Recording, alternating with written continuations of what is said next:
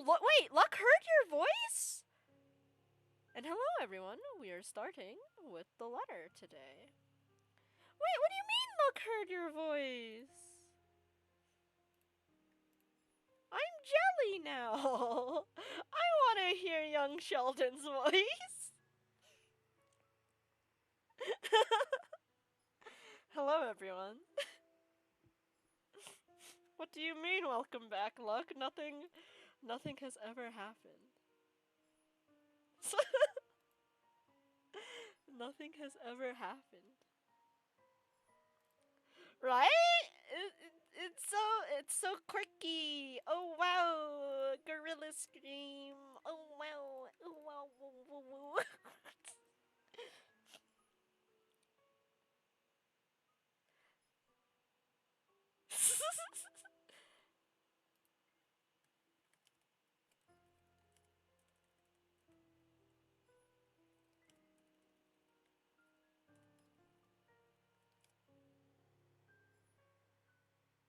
Oh, that's fair luck. That's fair luck. Thank you. We're back with the letter.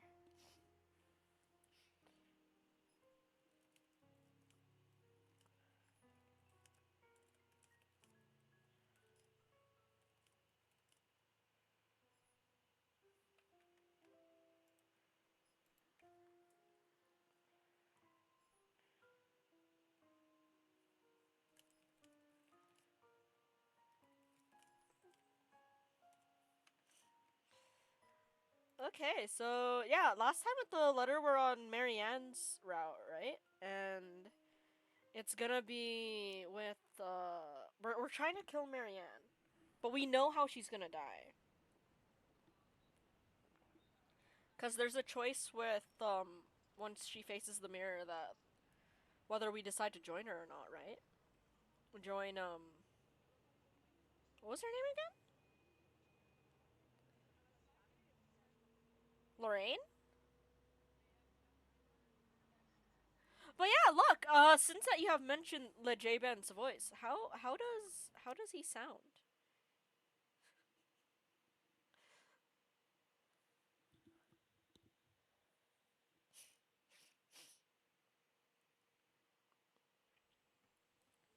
Oh, okay. That's the mirror from my dream. Like Garfield the cat. Ryan Reynolds Garfield or classic Garfield? As soon as they go into the kitchen, I realize I'm holding my breath. I let out a sigh of relief when I think nobody is looking, and I go back to the task at hand. Oh, it's Chris Pratt? Okay. Dang. Chris Pratt has been uh voicing everyone, isn't he? Didn't he also voice Mario?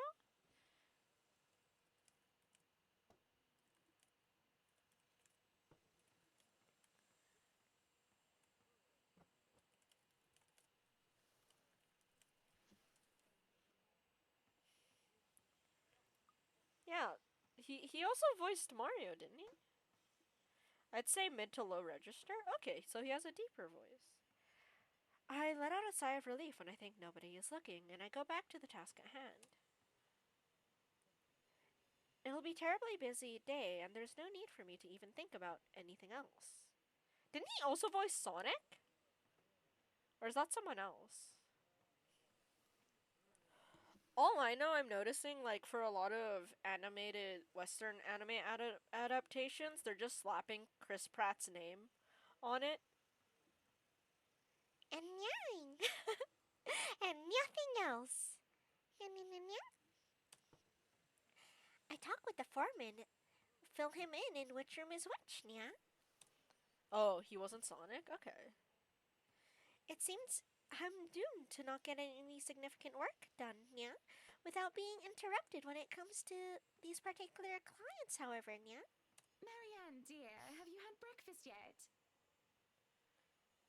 He was going to voice Shadow, I think? Oh, dang. Okay. Well, I do believe it would be considered brunch at this hour. There's a third movie?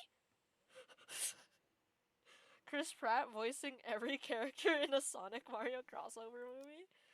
Oh no, Sonic and Mario making out becomes canon? Let's go.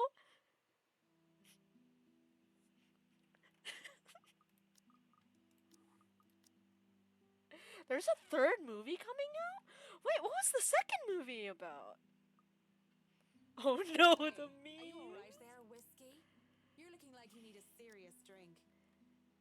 Guest starring Garfield. He's awesome. Oh, the second movie is about Tails and Knuckles? Oh! I take it the investigation isn't going well. When does it ever? Oh! Marianne calls Ashton Asian Joe.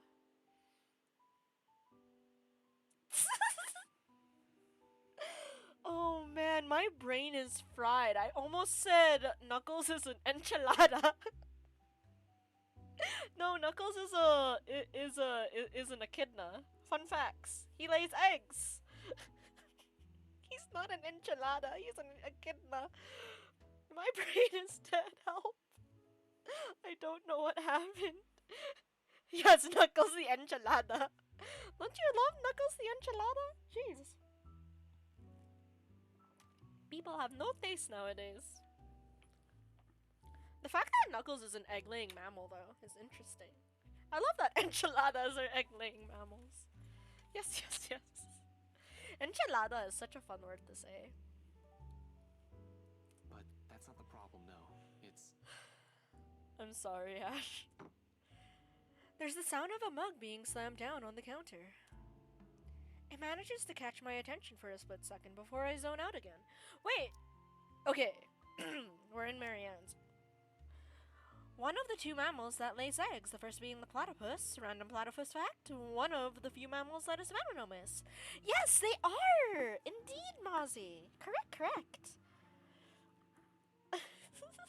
A platypus? Perry the platypus!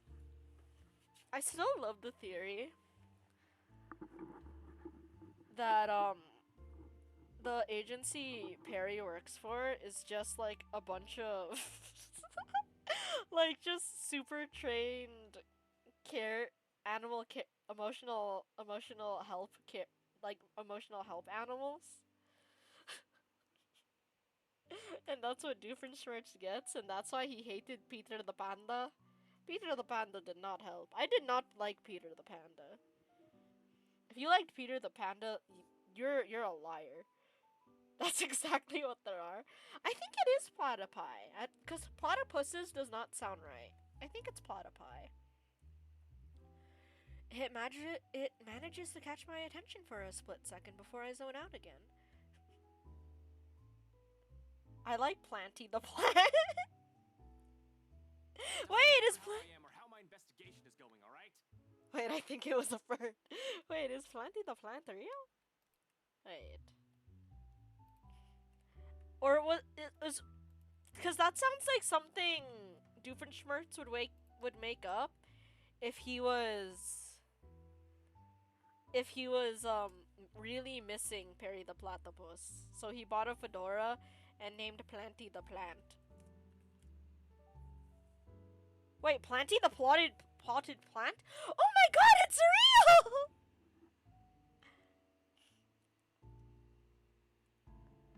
It's real! Oh my god! If there's ever a game where I have to be a detective, I feel so represented. I feel so represented right now.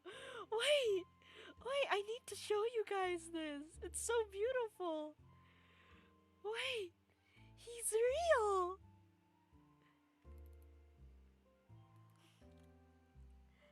Where Perry didn't show up, put a hat on the flat and got thwarted by it. He was made an official. Yeah, I saw that. I found them. It's amazing. Oh my god. Wait, Ashton's an investigator. Planty the plant is an investigator.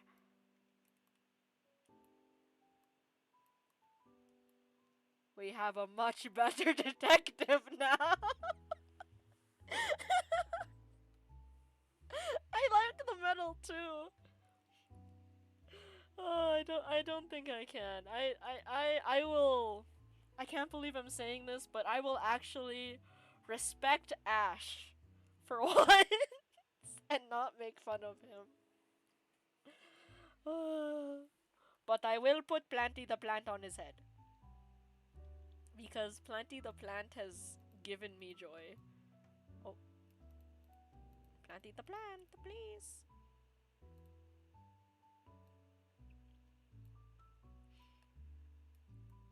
There we go.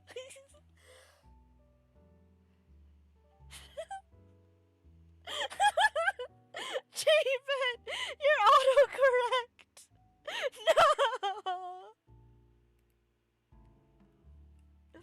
As an Asian, I am disappointed. I love Planty the Potted Plant. He's great. How are your guys' Doofenshmirtz impressions? Don't take that tone with me, boy. You know I'm only concerned.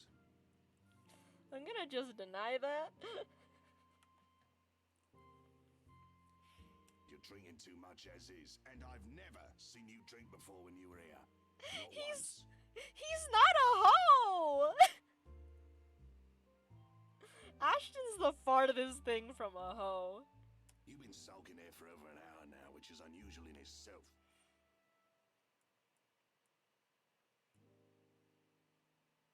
That's fair. So tell me what's going on, because I'm pretty sure alcohol don't have the answer you're looking for. That's fine, because all the answers I need are probably from you. Just give me what you know and I'll be out of your hair. Ashton? Planty the Potted Plant? The Ashton? Wait, his sprite changed. Is Planty the Plant still? Oh, no. Ashton, don't. You're gonna make Planty fall, Ashton. Be careful. Jeez. That's my cousin right there. This about that torn up girl on the news? Oh, he didn't even voice this. What?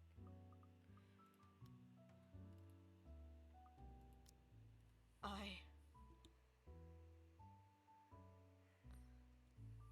don't know how to do that, Javen. I'm sorry. It doesn't matter. I'm here to talk business. Wait, let me see.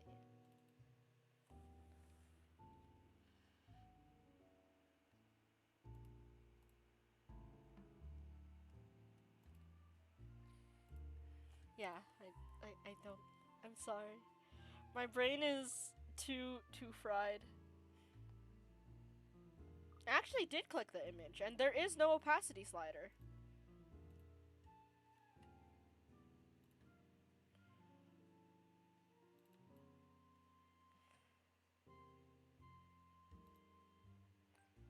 There's nothing to scroll down on, though.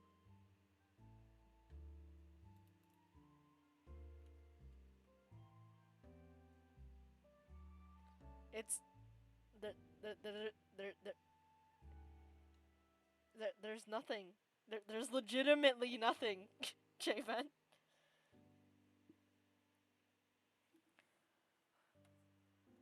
Here, I'll even screenshot it for you. Just send it to you through Discord.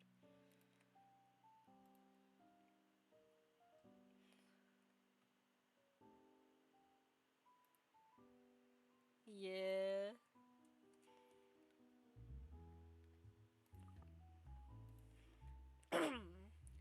Their talk would have interested me, would have kept my attention if I gave a damn. But in my current state, I can barely give 2 fucks about the things going on around me. All the words are just buzzing, barely surfacing from the sea of sounds that is the pub. And it would have stayed that way, perhaps even drowned if I didn't hear his name. Luke Wright. You know the guy. And don't pretend like you don't, G. It takes a special kind of ignorant not to know who he is. That smug blonde who likes throwing round his money. He was just here a few days ago, as a matter of fact. Great tipper. If you think him just dumping a wad of cash on the counter after having too much whiskey counts as tipping. Why are you asking? He dirty? Yep. Hasn't showered for days. Very stinky man. You have no idea, G. He's probably the worst sort you can imagine. Luke fucking right.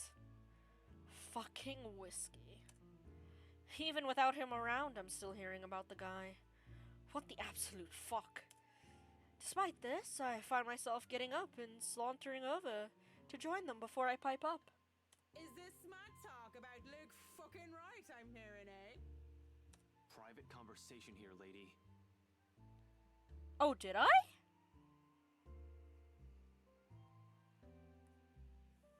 Wait, did I?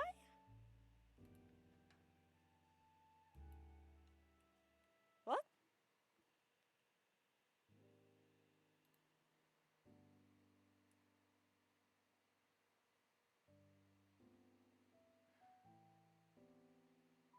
Oh yeah. I restarted and played to play the letter. Yeah. That's weird. Cause that's literally the only thing that pops up when I click Peter the Potted Plant. Oh.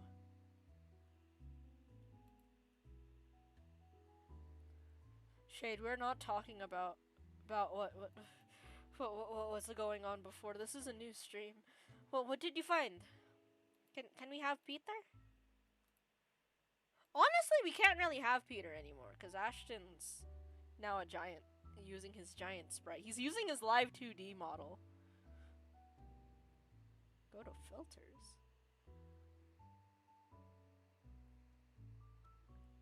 Peter the oh yeah, cause it's Peter the Planta. It's Peter the Planta.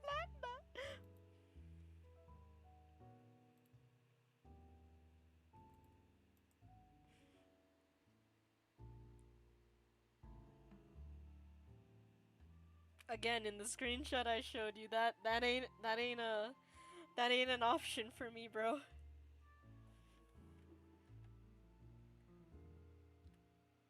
But yeah, let's just enjoy the letter. There's only amusement on G's face. The Asian guy, he starts to look ticked off as hell. Don't worry, Holmes. She's clean.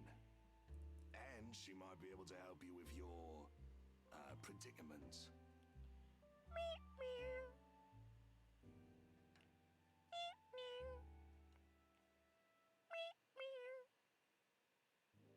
Course. A drunk's just stumbled through here with what I need. Get real, G. No offense, lady, but you're smashed. I know, right? Nothing beats being drunk after a hard day's work. Especially when you're working for Mr. Luke Wright.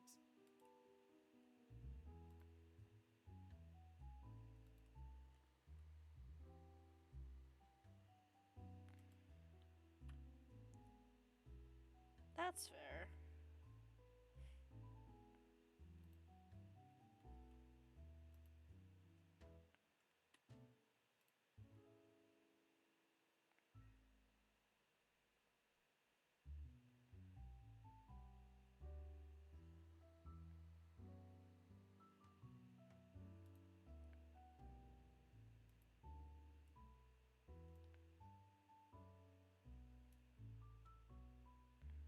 But yeah, we lost the Ashton sprite anyways. But yeah, that's good to know. Thank you though. So, she works for the guy? Doesn't that make her, I don't know, suspect? See, have a little faith in me, why don't ya? I don't have much, and you might as well have something to go off. You're the one who was so desperate to come running to me for business. Yoo-hoo! Still right here, fellas. 5'11". Can't miss me. Unlike Shorty over here. It's cool, Javen. You've been playing chess for a really long time. Maybe I'll do a mahjong stream tomorrow afternoon, and you can see me just despair over how rank up is a lie and that I'll never be adept 2 and that I'll just lose everything eventually. That can be a 24-hour stream on its own. Just I won't stop playing mahjong until I reach the next rank. Honestly, Toy will be a better teacher for mahjong than I am because that's like a 72-hour stream, dude. I mean, I'm technically halfway there. I'm like 322 points out of 600 to be adept 2. And maybe the Mahjong Soul devs will notice me and I'll get the Soul Creator badge. Yeah, DJ?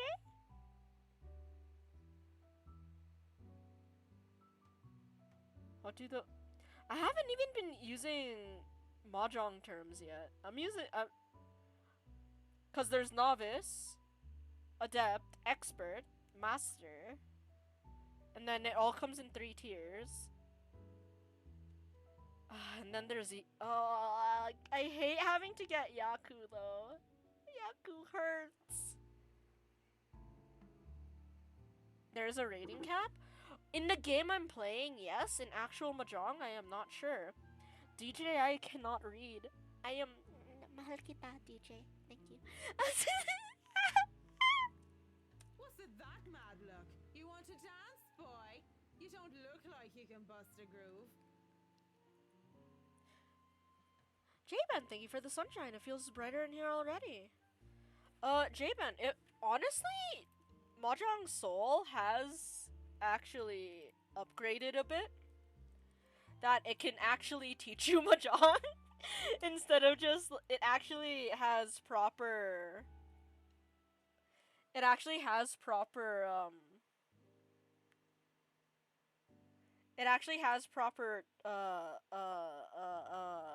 tutorials now. Lost the next 10 J-Van, oh my god, that's me, but with chess. Here, you can play Mahjong Soul. You can download the app on you can download the app either from the App Store and make an account there, or you can make a PC account. So I have two accounts. I've never used my PC account though. Oh, downloaded where though?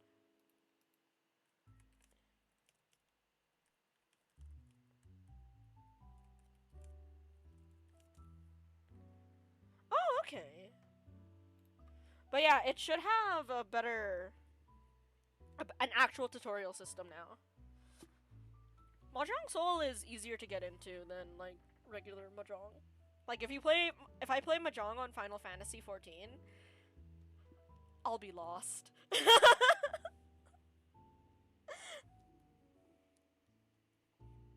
Maybe a leg, but with that fancy coat of yours. But yeah, I'll probably play it tomorrow on stream if you're really interested in Mahjong. To add insult to injury, I moved directly behind him and used the top of his head as an armrest. I've had that happen to me. As a short person. My reaction? I bite their arm.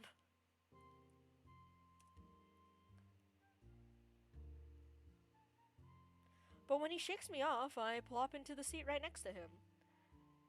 J-Van, also, I'm not the best person to talk about Mahjong Soul with because I really like the characters and I like getting to know them and bonding with them, and it has a gacha system.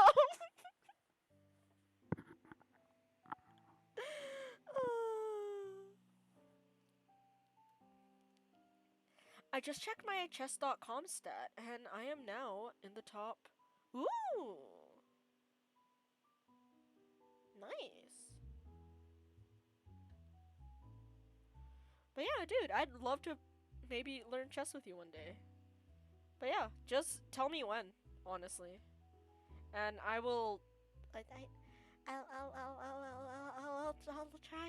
I'll try to be brave. I'll, I'll, I can.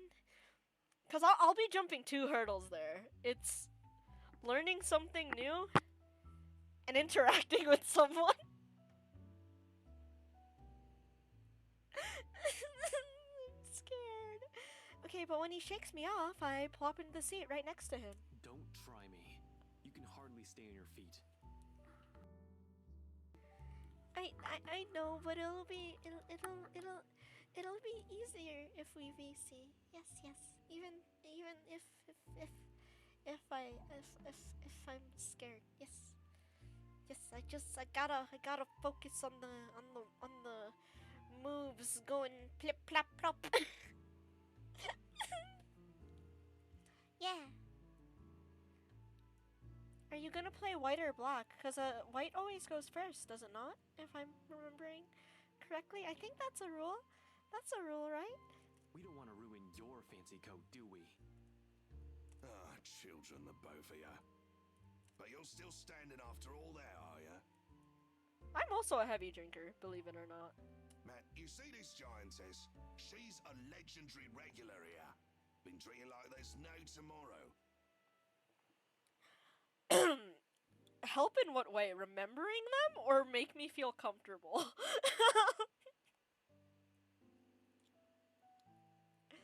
Because I don't mind a regular chessboard. I'm a bit jealous. Can't do that anymore or my liver will give out on me. Yes. Good with the mic, too. Don't see you much recently, but I guess you're always busy, aren't you? You're some fancy designer or something, if I remember correctly. Wait, I know you. You were at the open house for the mansion. Man, talking about Mahjong makes me want to play Mahjong now.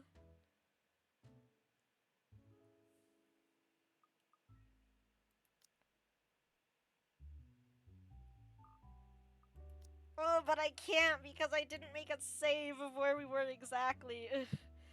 Oh well, yeah, tomorrow. I'll get my fix tomorrow.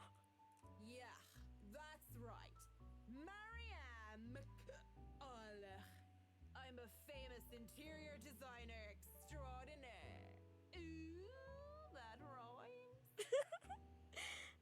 She's kind of cute when she's drunk. Anyway, you guys were talking about that weenie look, right? I'm not an addict. It's just fun, and I like the music, and I like the sound. I like the sound the tiles make when you discard them. Okay, it's not an addict. It'd be interesting to play on my PC account too, because I'm still technically a novice there. Oh, but then that'd be mean, because I'm playing in the silver rooms, and I'll be forced to play in the bronze rooms with less skilled players. Oh. Oh, but the bronze rooms are so slow. I don't want to be in the bronze rooms. Or something. Can't really talk about it. Gambling machines are scary. Like, the slot machines, they're scary to me. Plinko? Pachinko machines. They're scary. They're so loud. I don't like it. They're scary. Mahjong calming. Mahjong actually brings out the toxic gamer in me. It's to the point my brother actually gets concerned. I don't even know if I can trust you, even if G said you're clean. But anything would be of help. Well, I don't gossip about my clients, if that's all there is to this. You wanted to gossip about him a few minutes ago, Marianne. And that was the beer talking, not Marianne. Beer sucks. It's just bread water. You won't mind if we ask the beer a few questions then? Maybe. Depends on who's asking and what they're asking. Okay, it looks like this is the same. Yeah, it is.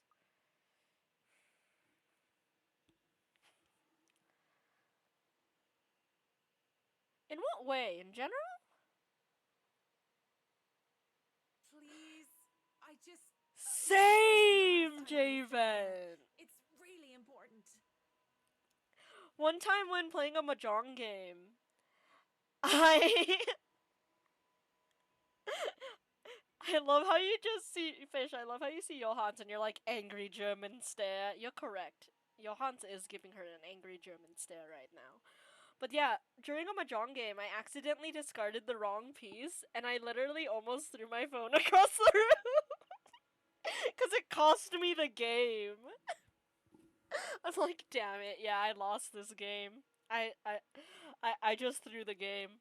GG. I've never punched stuff. Oh, that was directed at the beer comment. Oh, that's fair. Gamer rage. Me winning chess by eating your pieces. Don't you just love it? When you're beating the smartest kid in school in chess, but you're just eating all his chess pieces while he's not looking. I'm not a violent person that way. I've never punched stuff. I've just curled. I will punch myself. Oh, really? The queen is extra crunchy. Isn't there like chocolate chess sets?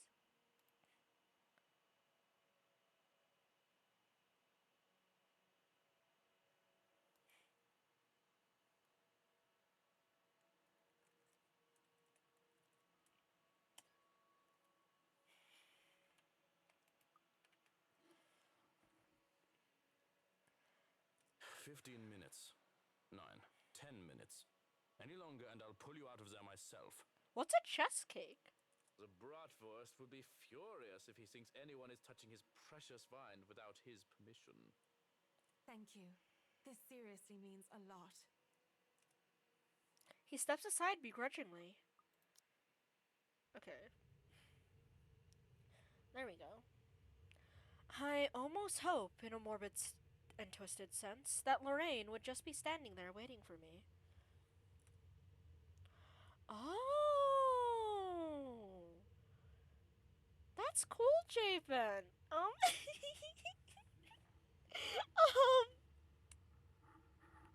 Oh, this is so sad. Okay, this is kind of wholesome and sad at the same time. But you just made me remember something. A memory at school in like junior high. I have this Grumpy Cat book, and there's a litter box cake in it. So the cake looks like a litter box, and like you have like melted you have like slightly melted chocolate bars as like the little cat poos. And I thought it was so funny, and like I thought it was cute because it was like a little it was just it's just a little funny thing. Hee hee ha ha animal thing. And one of my teachers actually made it for me on my birthday.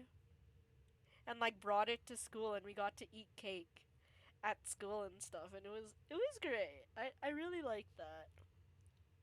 I literally got a cat litter box cake. It was really nice. I liked it.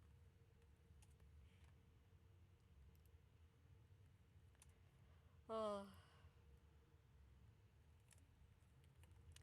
I was also in a special needs class, so that's probably the reason why they could do stuff like that for each individual kid, because there's not that many. Yeah, they even bought like a dollar store cat litter thingy for it. Here, this is actually similar to what it looked like. Let's pull up a picture.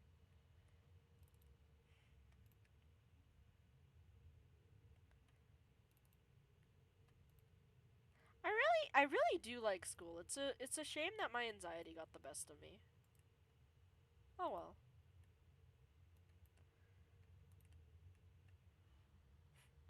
Yeah. And I got to eat this with friends.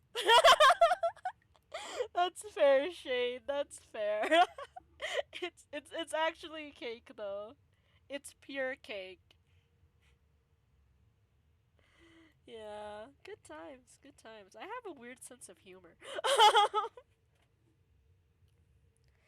It would be just like her to joke meeting, about inappropriate meeting in the dark, secluded areas. But just like the broken bottles and wine that was spilled on the ground before, no trace of her can be found. I think I'd skip that cake. Really? Look, it's good though! It was a vanilla chocolate cake, and it was a crumble cake. Lorraine, where are you, Lorraine? I miss you, you know? Only silence replies. Funny that when you want to find something, that's the time when you can't. The thought that I wouldn't be able to see Lorraine one last time fills me with such despair. Sure, it was crazy to come here willingly in the first place, but all I'm really looking for is closure. Yeah, we're killing Marianne. And if I can't see her, the least I can do is offer her a prayer. On the verge of tears, I kneel in the middle of a dark, damp wine cellar and put my hands together in prayer. May God grant her eternal rest and That's fair, Javen. We killing Rebecca again too, so we won't see much of Rebecca's route, honestly. That is when her laughter fills the air. It rings along the walls until it echoes in my head. Like a siren song, it draws me in before it comes to a stop, reaching a dead end. Ooh, could it be an adventure then? A secret passage? There must be a hidden switch somewhere. Go look! This is the most interesting thing you've done by far. A secret entrance, although the idea in and of itself is insane. A secret entrance, although the idea in and of itself is insane, only makes this entire endeavor even more precarious. I can't precarious. Words hard, but I need to find a way to open it. Already, I'm running my hand against the wall in order to find some sort of hidden switch. Perleus. It didn't give in when I tried to push it open before, and I doubt that would have changed anytime soon. But there's a door. There's always a way to open it. Hopefully without the need to break it down. a shame I can't roll for perception checks in real life. What do you mean there's no L? You put an L there, Javen. L-O-U-S.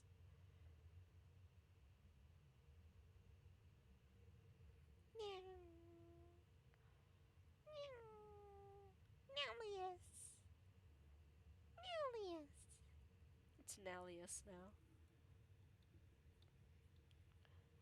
It's such a silly thing to say out loud, though there is no amusement on my face. And I do check, glancing at the mirror from the study. Though a sanity check would be more fitting right now, wouldn't it? I mean, how long have I been down here, searching for the switch of a hidden door? In order to go find a dead girl, no less. It isn't only unreasonable, it's insane. At this point, they'll find me clawing at the walls, using my nails to try and see if there are any grooves or catches that I might have missed. I'm surprised I haven't gone past the 10 minutes that was given to me, and that I'm not being hauled out of here. I don't want to bank on the chance that I still have more time, although I know it's... I really shouldn't let these kind of things bother me so much right now. If I don't continue looking, there's no point in me going down here. Dirt and rocks stick underneath my fingernails in my search, but there... A section of the wall, about the size of my palm, and just as well hidden as the hollow wall, is a switch, or a button rather. Face it, Tigress. You've just hit the jackpot. The excitement I feel at the discovery finds me pressing it without a second thought. But when a click echoes in the cellar and the hidden door creaks open, I stop. We were not given this option before.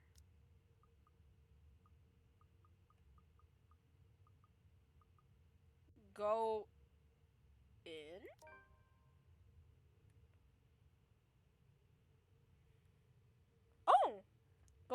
Jabin? I have a feeling the maid had a bibi with the Duke. What's your theory? No time like the present, eh? I have to hurry, Anne. I turn around when there's a crash. What if Hana is not possessed by the main ghost, but the ghost of the Countess or whoever?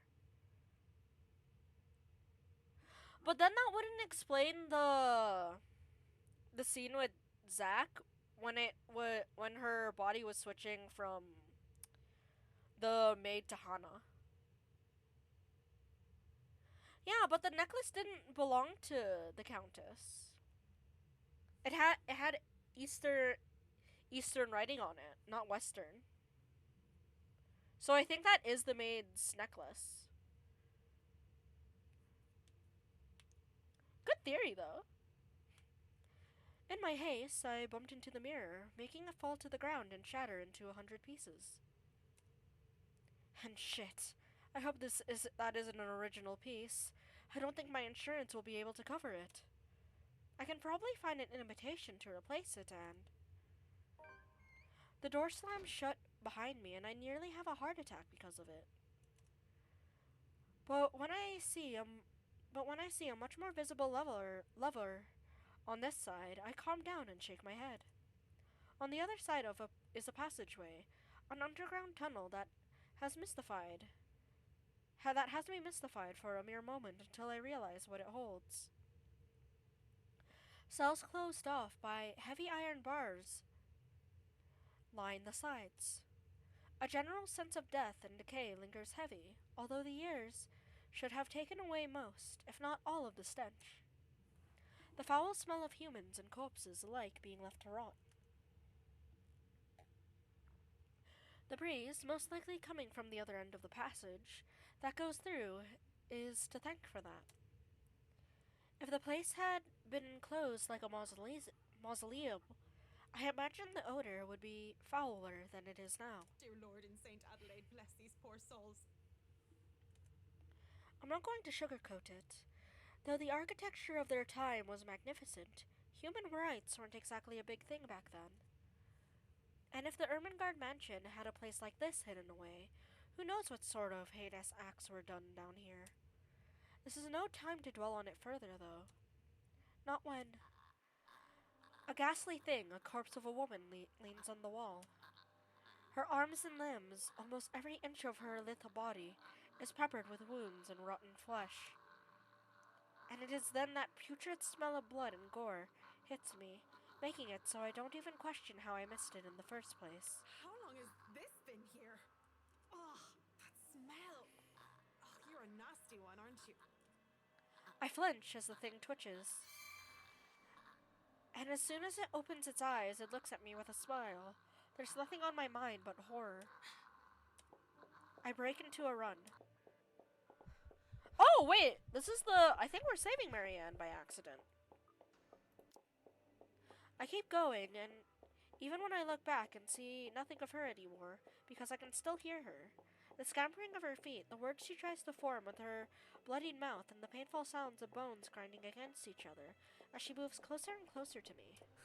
How long are these damn tunnels? There's a split second where I know that thing is right behind me, a strange sensation creeping over my limbs when her presence looms over me. And then suddenly, I can't even do anything before I'm yanked by the hair and pulled back. Still, I struggle up until I'm thrown to the side like some rag doll.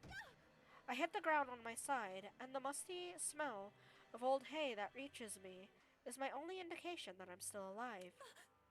Please don't hurt me. My body hurts and I keep my eyes shut tight, afraid of what might happen next. What's wrong, Marianne? Are you really afraid of little old me? There's a flash of hope. She can help me. Save me from that thing. But I see her smile, the same one that thing have. I know then that this isn't Lorraine. I am a fool to think so in the first place. It could have never been her to begin with. The real Lorraine is dead. She looms over me, backs me further in the cell I was thrown in. What are you? Okay. Lorraine turns into that same thing as before. With the same gruesome grin, it takes a step forward towards the cell. Towards me. I barely scramble to my knees when the door to the cell slams shut, and it just stands there, staring. Shouts for help ring out in the tunnels, but none of them are coming from me. I'm more paralyzed and shocked by what's happening. My throat tightens at being fooled by the image of Lorraine, at the thought of being trapped down here. So then where? Help me! Help me! Oh, help me! Yeah, but are you guys sure this is a good idea? We're breaking and entering here. Yeah, we've seen this. The owners of this place haven't been here in a long time. Look at this thing, though. It has writing in blood like some cheesy 80s horror prop. Wait, I have an idea.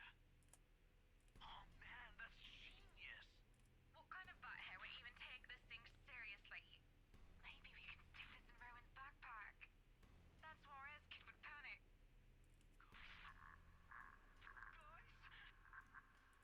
Oh, so Suarez is, Kylie's brother, I think. What? Spit it out. Behind you! There, in the corner of the cell, a digital camera comes flickering to life, and a video has played back on the screen. It was hard to even consider paying attention to it when my life is on the line. But when the ghost doesn't move and the teenagers' mocking shouts of help me filled the cell, I just had to watch. And what I had seen, students judging by their Saint the Grotti uniforms, they were holding... Letter. And that thing, the woman, she...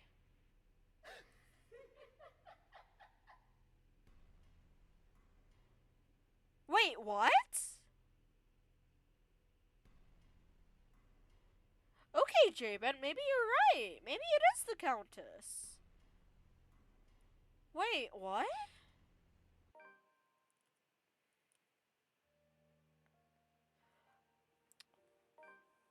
We didn't kill Marianne.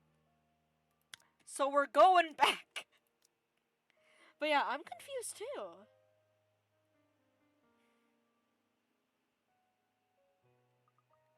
No! I clicked save instead of load. Oh, bloody hell. Okay. Apologies, this is gonna take a while. And then we showed it to Ash. I'm gonna try to keep it as true to the... Oops, didn't murder! Does it still hurt?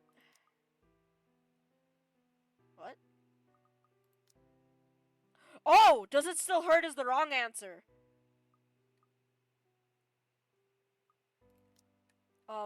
Whoops. Whoops. Whoops. Whoops. Yeah, I forgot. I forgot.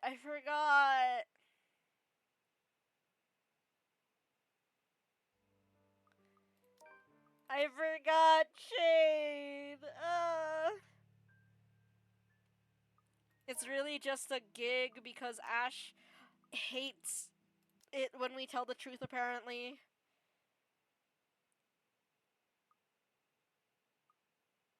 Ooh, we get to watch Zack die again.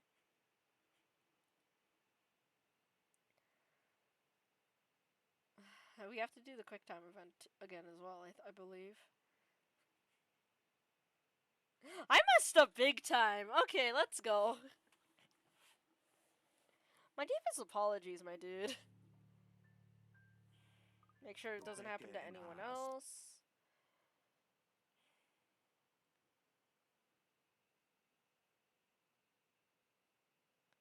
Yep, QuickTime event.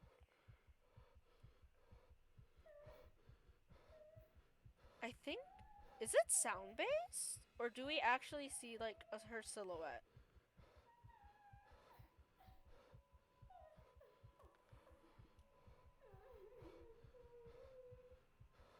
Oh, it is sound-based.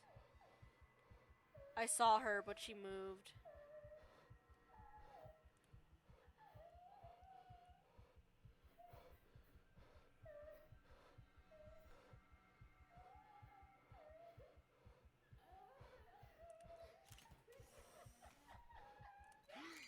There we go.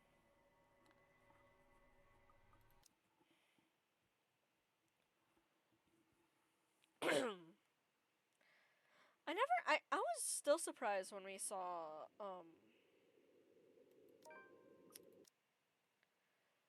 Evil Aura Luke.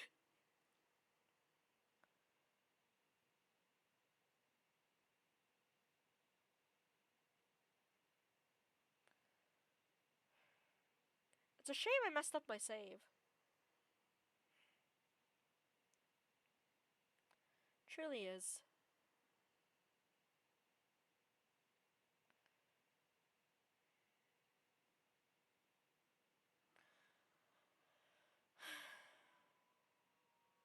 So, We're both how are drunk. you guys?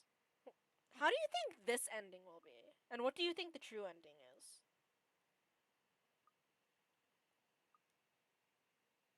Because her dying is not. Would that be part of the true ending?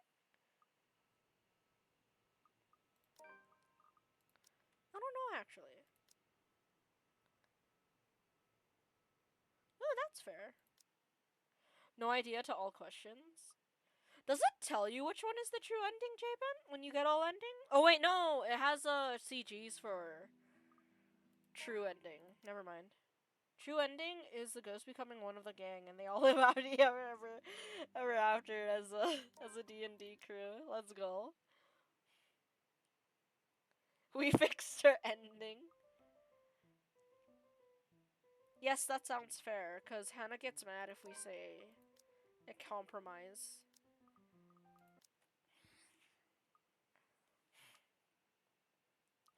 Do you think we can fix the Countess? I don't think we can.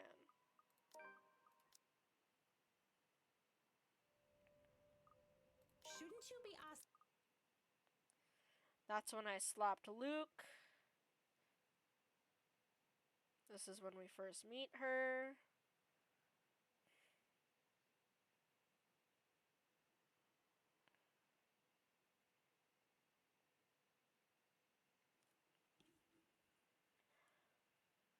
Oh yeah, the next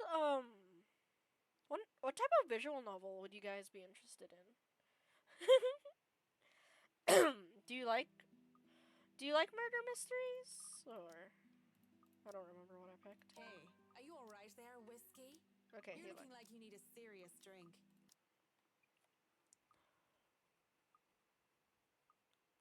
because I have quite a few visual novels we can read together.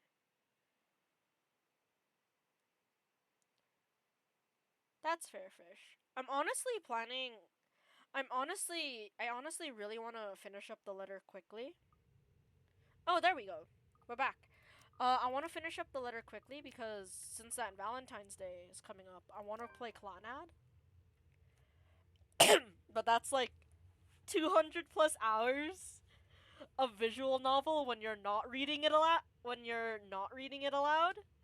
So, I'm curious what will happen. Yeah, Valentine's Day exists. I only remember Valentine's Day because I like the flowers. It seems so cliche, like a death trap from an old horror movie. It might very well be a dead end down here. Down there, hopefully, not literally. Though I have no reason to fear for my life, it is hard to think I will be in any way safe if I continue in there. The thought makes a chill run down my spine. Yet nothing is as paralyzing as what I hear next. It's distinct and alien, and it's enough to make me look nervous at what I might see there. That's fair, J-Ben. So it's like second Halloween. I am Malin! Thank you so much! How are you? Lorraine, you're here. I thought I would never see you again. I can't even question how in God's name is this possible. Seeing her there fills me with such a strange feeling of relief. I had told myself I was ready to move on. Yet here I am, ready and willing to just embrace her back again with open arms. Ooh, snackies! I'm glad. Ooh, this is a really good game. The letter is really good, Mel. I do suggest you should play it. This is honestly my second playthrough, and we're trying to kill everyone right now. So we're actually nearing Marianne's death right now. Yes. Yeah. Yet here I am, ready and willing to just embrace her back again with open arms. It is. It's fun. It's been really fun. Her beautiful blonde hair, her soft lips, with skin so fair, and swaying hips. She laughs, and the smile she sends me my way as she walks over makes my chest feel tight. But her eyes are the most beautiful of all. I'm so sorry. I must look like a right mess. It's been so long. I'm here, Em. I'm here now, don't you worry. Come here. It takes everything I have not to tear up at the sight of her. She reaches out and slips her fingers through mine before pulling me away from the tunnel and towards the mirror. A reflection, a grown woman and a teenager, barely past her prime, lends a bizarre light to this whole scene. I can't imagine how you've been so alone all these years. I left you, Lorraine. I didn't mean to, but that's what I did. But yeah, Mel, if you plan on playing this, I suggest please don't watch this. We are deep. We are in deep right now. So please, for no spoilers. But yeah, thank you so much for dropping by. I don't even know if you can ever forgive me. Yeah, but basically, we are doing side quests right now. Don't cry. Doesn't suit your pretty face. Besides, I don't have to be alone anymore, do I? You're here for me, aren't you? You'll never leave me again, will you? My mouth goes dry as she looks at me. This isn't the plan. This isn't closure. Yet her hand in mine makes me believe that this is real. She's real, and that's all that matters, nothing else. Yes, of course. I wouldn't dare leave you.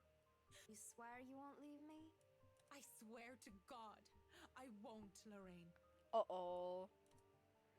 Though her smile remains, I can only describe her expression as sad. She walks around until she stands just behind me and wraps her arms around my waist.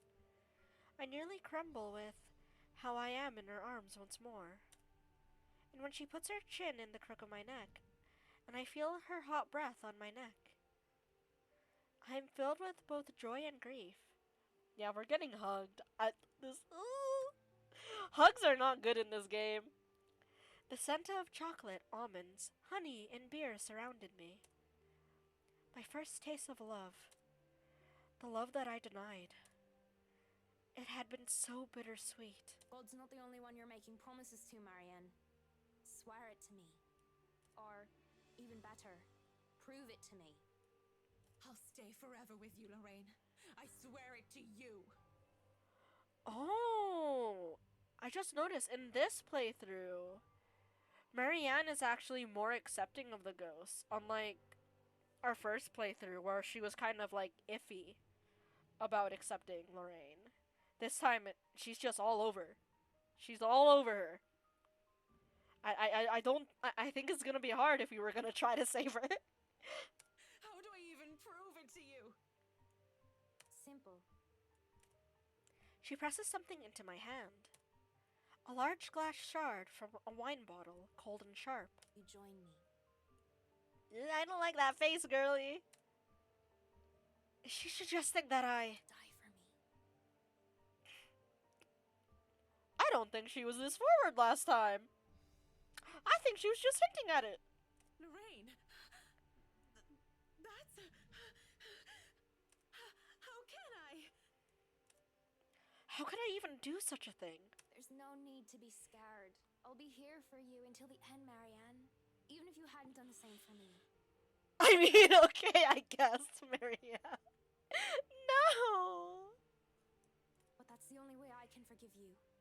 The only way we can be together again. Oh!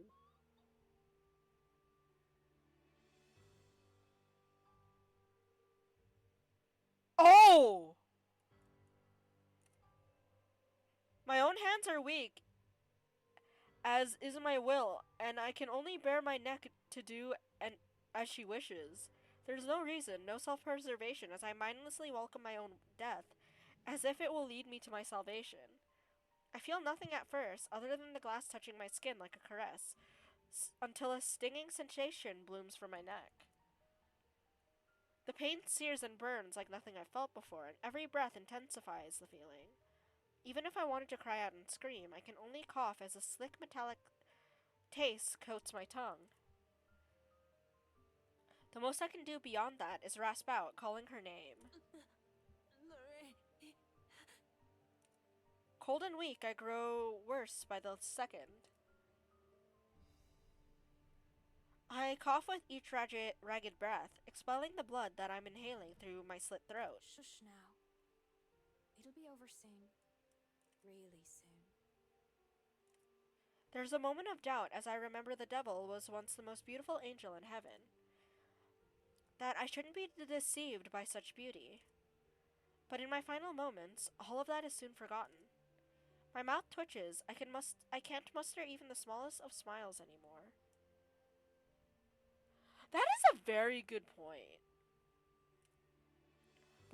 But I'll be with Lorraine.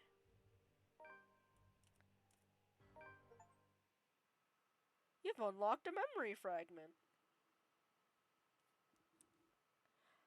That has to be the most graphic death we saw so far. Like, even with Isabella's, we just saw the aftermath. We didn't see, like, her actually going through with it. But this also gives me the sense that you can actually kill the characters in different ways. Because with this one, the ghost guides her hand to do that. And in my previous playthrough, the ghost was yelling at us to do it ourselves. So I think it would have just been Marianne doing it to herself and not the ghost leading her. So this is very fascinating. I don't know if I like this information, but it's information. Does the ghost change depending on what route we're going on?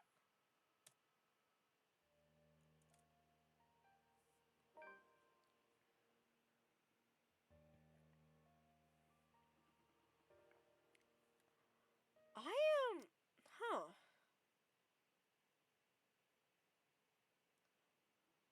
Yeah, nobody like that.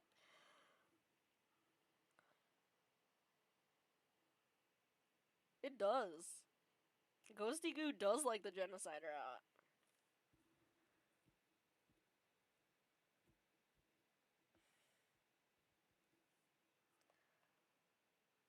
Oh wow, there's just a lot of reading in Rebecca's. Okay. So I'm trying to make everyone like each other. So the cold caught up And with during me. the open house, even if there were a lot of people around, there were weird things happening. Rebecca looks angry.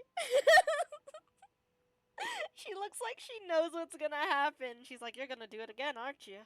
You're gonna just kill me off, just like you did the others. Swat me away like a fly, Aya."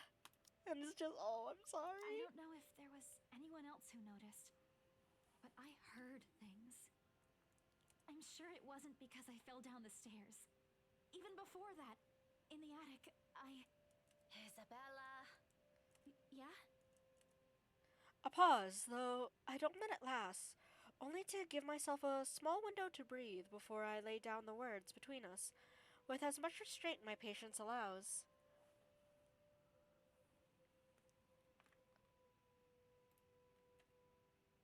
Wait, Jabin, I want to think of a song. I want to do song quotes.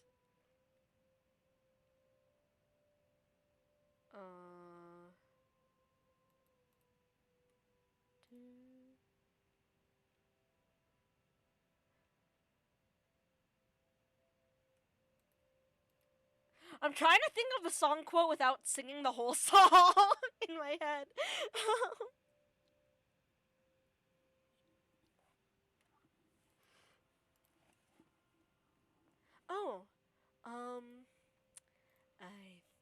Oh, wait, no. Oh, I know we just met. You don't know that much about me. Made up in my head, and your character, he likes me. Wouldn't call it love. More like infatuation.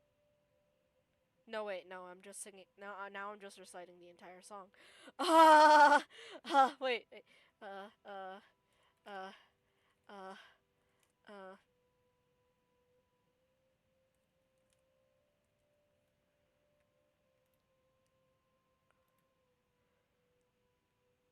Oh, you know what? Break 3 days grace.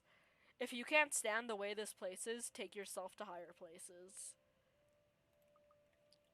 Yeah. Which is not much after everything. I can only hope Isabella will simply take them as they are. She can be stubborn as a mule when she wants to be. This kind of conversation tonight.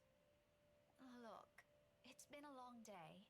I think this cold also caught up with me, and I'm really exhausted. Can we talk about this some other time? She blinks, and although disappointment flashes momentarily in her face, she gives me a curt nod. A relief, though, for me. Perhaps the first time I genuinely feel it today. As unpleasant as this day has been, seeing something go the way I've anticipated takes the edge out of it. Even if lying through my teeth had to go with it. Oh, alright. You should have just said so. I told you you should have taken a full week off. Would she get paid? Were you able to get the meds I brought you, though? Do you need anything? I could drop by the pharmacy for you. Isabella's a sweetheart. Yeah, no need to fuss. A good night's sleep is all I need. I've been busy the whole day. I guess I should have listened to you and taken it easy. But we have exams to prepare for. I knew Oh. it! Here I thought you were just upset about something. Oops. Even Ash looked a little bit worried about you. It's fine. Let's just head home, okay? I'm gonna grab something quick, wee. Boop-a-doop-a-doo. Boop. I'll make it up to you next time. Call me out to lunch or wherever. Just not right now.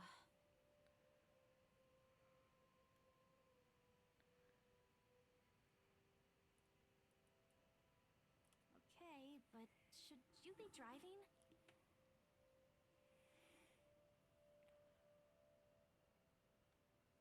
If you want, I can call a taxi for us. You'll hate paying the extra fees, but you'll be able to get some rest on the way home. No, don't call a cab. I can manage driving at least. Just get in the car so we can be on our way.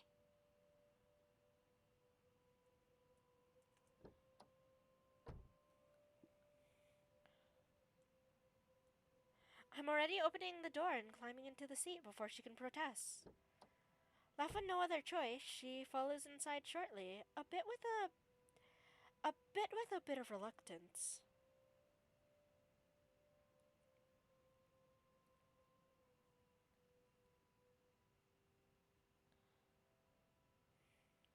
The guilt from this will eat at me later, but for now, these little falsehoods are mine to bear and hide under. I think it's the same in Canada, honestly, J-Bent. For now, this is a better choice. Better than pretending she doesn't exist or giving her vague answers.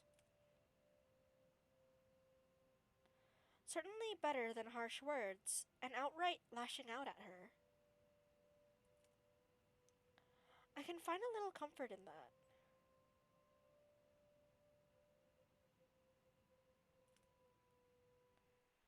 Thankfully, if there is anything left to be spoken between us after, we won't have to discuss it on our way home. Or rather, we can't. Because no sooner when we hit the road, Isabella dozes off. Okay. And then we almost get into a car crash because ghosty goo.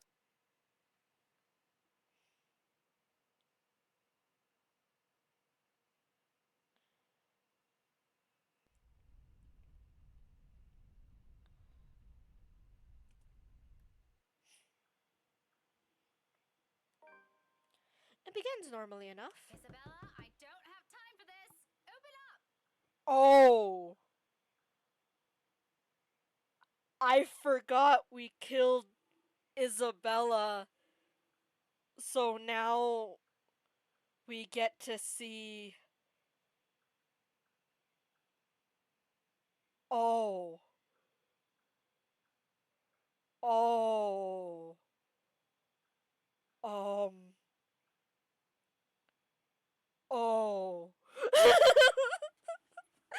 I forgot we get to see her reaction now. Oh. Oh.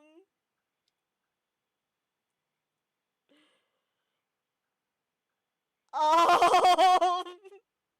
I don't know if I want to continue. Or as normal as shouting outside her room could get this early in the evening. On Monday, no less. This isn't how I want to start my week. But here I am, trying not to make a fool of myself, in front of anyone who passes by. I'm not even sure if our landlady's home yet. And I sure hope not. She won't like this ruckus. Oh no. But it's not like we haven't had an argument before. We have, plenty of times.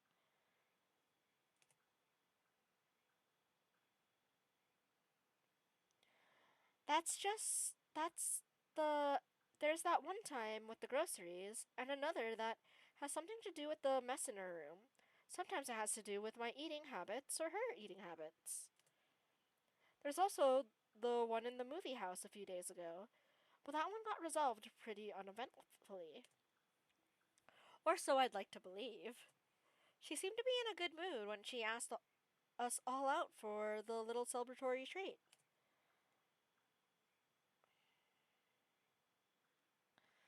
Anyway, the point is, we didn't go through 5 years worth of being friends without having a little argument here and there. Oh no. Oh no. Granted, it can be pretty petty at times, but none of them has pushed either of us to end this friendship. Yet. Oof, the ghost ended it for ya. Although most of them does end up with her sulking in her room until I pull her out of it.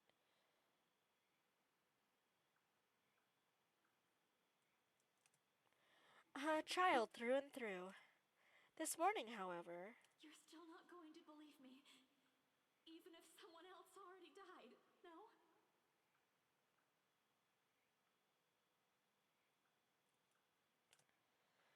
there really comes a point when you need to smack some sense into people.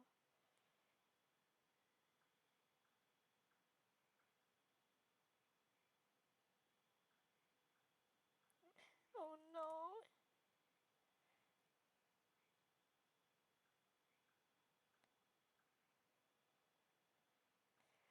It's murder. The authorities said so. Oh. Oh wait, are we routinely checking on Isabella right now? And yet she's still going on about that Halloween prank like it's that bloody letter. Oh, okay, never mind. We're talking about Rose's death, not Isabella. We still don't know she's dead yet. Okay. It's a piece of paper, Isabella. What can a piece of Oh no. I swear, you can be so frustrating at times. I know Rose is a close friend to her, but she's doing her death a huge disservice by being like this. Taking out my mobile, I dial her number, and sure enough, her own rings from under the side of the door. I don't hang up in case something possesses her to answer, or she's just sleeping. But I've been going at this for 15 minutes now. If she didn't hear me after that, she sure as hell is ignoring me. On purpose! Apparently she does. Isabella, I know you're in there. Can you please stop this nonsense? You're acting worse than my students when they're throwing a tantrum. You're not a kid anymore. A minute. And another. Then ending the call while fishing out a copy of her key from my bag and unlocking the door. She lent it years ago after I complained about the mess, and offered my help in cleaning up. I thought the gesture was completely unnecessary. Then, after all, I could always knock. But she never did bother taking them from me, always returning it or turning away from the conversation whenever I insist. At one point, I've simply stopped trying to hand it back to her. A good thing I did. Now her stubbornness is coming in handy. For once, she did something right. Oh no! I feel so bad! Miracles of miracles, isn't it? Isabella, I'm coming in and we are going to talk. Oh, she sounds like she's about to cry. Without waiting for her answer, I push the door open and march inside. Oh no. Her lights are off. Although the telly is running, it merely gives the room a dim glow. Dimmer than it used to be, in fact, mainly due to its age. She bought that set from a second-hand store nearby. It has been with her since she started living here, though she doesn't really watch anything on it. Even on weekends, she doesn't seem to have any use for it. It's just for background noise, so the place wouldn't be as quiet if she's working at home. She told me before how much she misses the clamor of the city, and here in Salem, well, it's just quiet everywhere. That silence bothered her more than anything new and unfamiliar she encountered in her first year here. If the rent isn't cheap, she probably would have moved away already. It's an odd side of hers, but there are worse ones. Like when she's moping. I find her sitting at her work desk, bent over, the mess of papers and folders littering the top, nose almost touching the paper she's working on. On one end, I can make out the silhouette of a stack of empty noodle cups, though I fight the unexpected urge to wrinkle my nose at the sight. Her cleaning habits are also the least of my concerns right now. I can reprimand her later for it. But first, we talk and put an end to those silly misconceptions she's been feeding her mind. We need to talk about this letter nonsense. She doesn't answer, she doesn't move. She's giving me the silent treatment because I won't buy into her little horror story. Just the thought of it irks me and prods at my already short temper. Good night, Luck! Thank you so much for hanging out! And with each second that passes, it grows even shorter. Isabella, I know you're busy. I'll let you go back to your work once we sort this out. You can't keep going on like this. Still no response, and slowly the frustration begins to seep into my tone. Why must you always be so difficult? Then anger. I'm telling you to listen to me. Oh, will you face me? I'm talking to you, Isabella. Without warning, I've given her an ample number of those. I've marching across her room, each of my stride brisk and heavy, with purpose one. It's not stepping on the apparent white wet mess that forces my whole body to freeze. Rather, it's the sudden smell permeating the air. Bitter, sharp, thick enough that I can almost taste it. My hand hastily goes to cover my nose, but even then, the acrid smell still reeks. Like the smell of iron reacting to the skin when rubbed. Like blood. My gaze shifts to Isabella's back, head still bent over her table, unmoving. In this light, I can't get a good look at her, but I know for sure she won't simply leave a puddle here. Not when she's working on paper she could accidentally spill on. A puddle of what, though? I don't want to make any hasty judgments yet, despite what my mind screams at me. It could be anything. It could be. There could be a leak here somewhere, or whatever. But despite what I tell myself, fear easily worms its way to my voice when I call out to her again. Isabella? Something heavy lodges itself to my throat. Belle? Oh, baby! The sound of my heartbeat thrashes against my ears. Belle? Answer me, please. With a trembling hand, I reach for her shoulder, and as gently as I can, I turn her around. My heart stops. A chill runs down my spine. Every edge, every corner in the room suddenly goes sharp. I can't breathe. And before I know it, my horrified screams ripples through the air.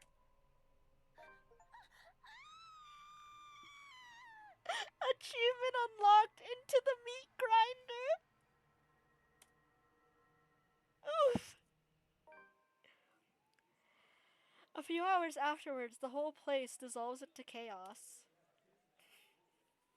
Nameless people in white suits moving in and out of the room, fellow tenants crowding the nearby hallway to get a glimpse of whatever's inside. Paramedics and police officers trying to corral a growing group downstairs. At some point, nosy journalists have started flocking in, likely for a scoop. Because it is a scoop, no matter how much I want all of them to stay away. To not look at her. Not like this. That isn't how you should see her. It's a commotion. But amidst the ambulance bright flashing lights, the murmurs of curious bystanders, barely any of it registers. Hell, I can hardly remember anything when my landlady puts me out of the room. I don't feel her hand against my shoulders as she ushers me out. I don't hear her muttered reassurances. Is it a gentle touch of comfort? How does her voice sound? They all come out empty, each and one of them falling hollow on my deafened ears. Because she's gone. She's gone. Yet I can't even bring myself to shed a single tear. Much as I will myself, no matter how much I repeat the words in my head, none of it will. None of it will come out. What's wrong with me?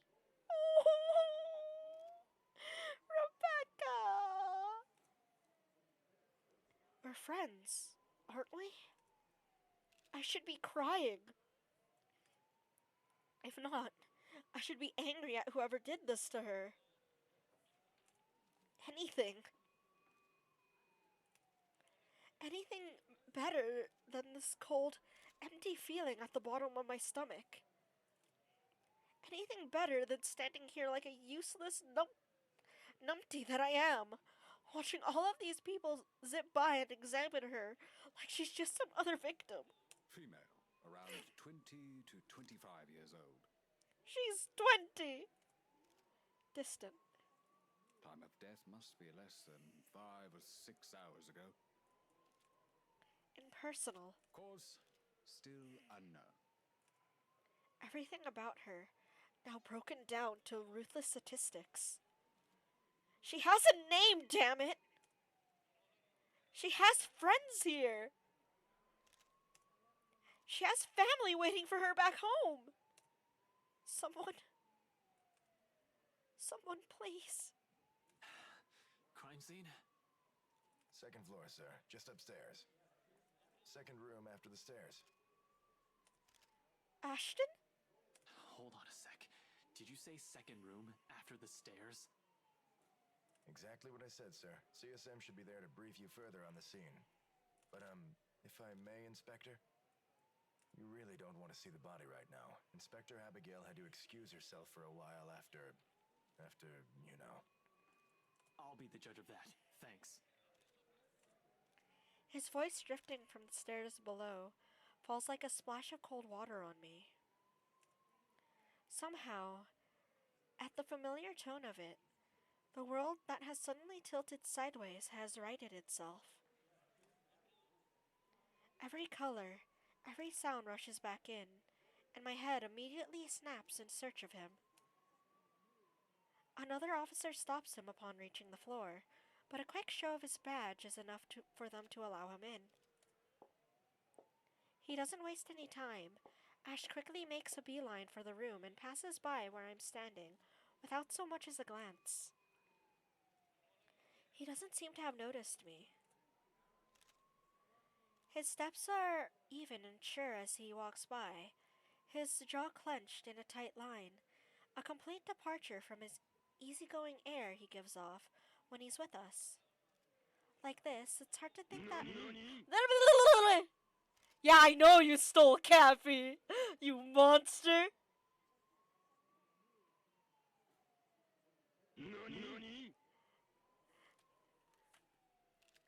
It's because there's also voice acting in this game, so it will overpower me, Toy.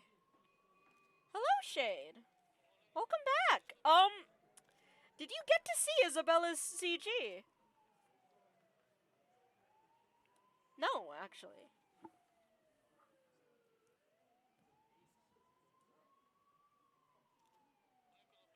I have Toy. No, my voice isn't on. Isn't in the yellow. It's in green. It isn't. It isn't in the yellow.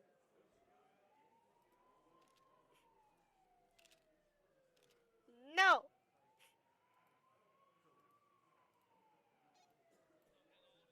I refuse. I cry. How dare. How dare. But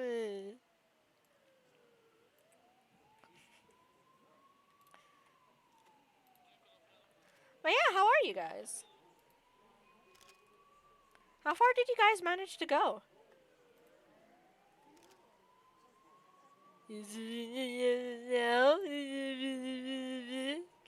Yeah, stinky.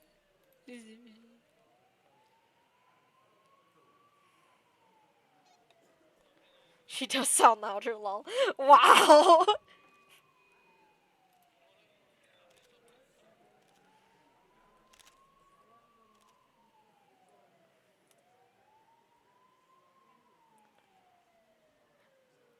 Yeah!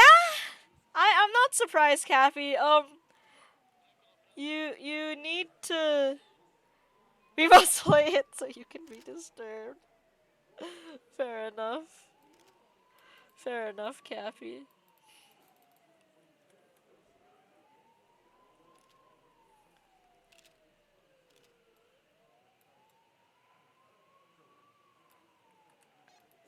Goodbye.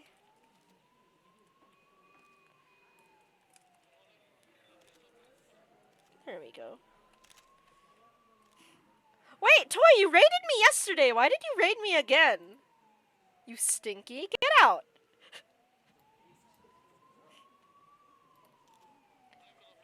No, I will always worry. Suspicious.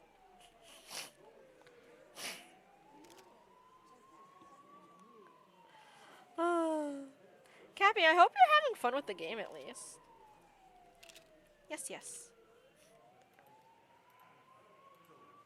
But yeah, the deaths get really graphic. Let's go. If we do find Zach's body, we might actually see his eyes gouged out. Okay, let's go. It is fun. Oh, I'm glad. Like this, it's hard to think of that Ashton and the one in front of me is as the same person. Yeah, Marianne was nuts. They did a close-up on Isabella's body, by the way. Yeah, there is gore. You need to rip off your head in that game to solve some puzzles. And then there's a point in the game where you need to... when one player needs to carry around the other player's head. Because we can't get back to your body.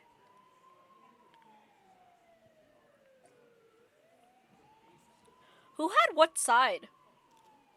Who had, like, the robotic side and who had the cutesy-wootsy woodland side? But a worried crease is on his forehead, a stiffness on the lines of his shoulders. And I know the moment that expression is on him that this news should not just come from some crime scene manager. Oh, Cappy, I'm so sorry to hear that.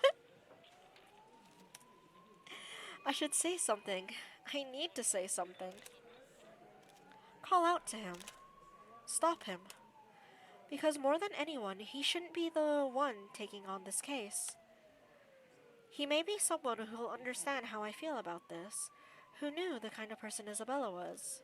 Oh, Cappy, wait! That means if we play it together, that means you can experience it from the other side as well. Good on you!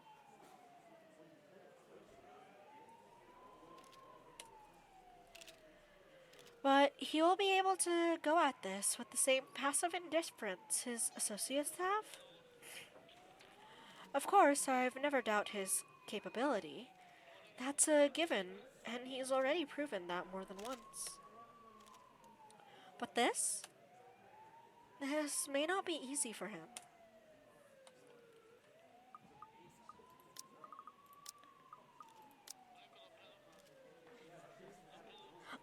Oh, nice!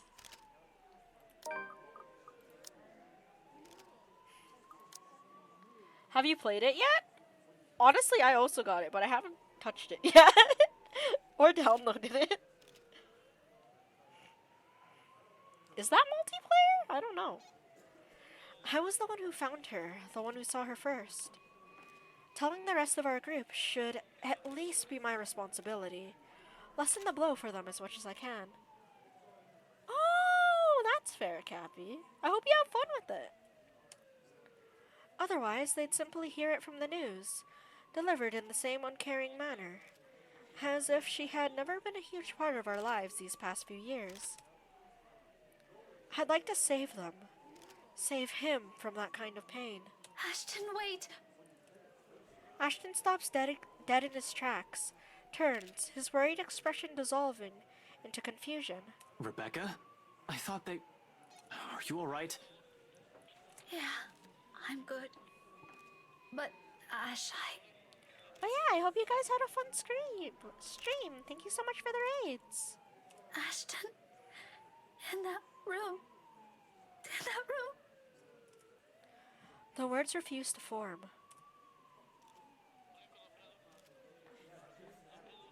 Cappy, are you okay? Cappy, did your third eye open? It's 1 a.m. for you. Sweetie, you should go to bed. My mouth opens and closes, yet even with my earlier resolve and a will to force them out, they still don't. All of them still lost in a haze of gory images and the acid tang of blood. Third eye? Are you sure it's your third eye? Kathy, if it's your third eye, I think you'd still be playing that puzzle game with Toy. I shouldn't have assumed this would be easier. Shame fills me, especially with that tiny glimmer of hope he carries in his gaze. The searching look on him, as if he's expecting to hear some good news from me. Could be my fourth. Kathy, just eat some applesauce and calm down. Kathy, eat some applesauce and calm down. Shame fills me, especially with that tiny glimmer of hope he carries in his eyes. The searching look on him, as if he's expecting to hear some good news from me. A desperate prayer for his assumptions to be wrong. Oh wow, you ran out of applesauce? Huh. Interesting. It pains me I couldn't bring him that, and that I can only look away. The applesauce monster has stopped providing to you. What have you done wrong, Cappy? I'm sorry. I'm really sorry. His expression doesn't fade away like I surmised, however. There's an effort in him to keep the atmosphere light, despite the shadow of death surrounding us. Oh no! Cappy! Slowly, he reaches up to me and gives my shoulder a squeeze. Light as it can be, a tiny effort to raise my spirits, and perhaps even his own. Don't. This is no one's fault. Just stay here. Let me look at the situation. It couldn't have been her. Autopsy might reveal something different. Who knows?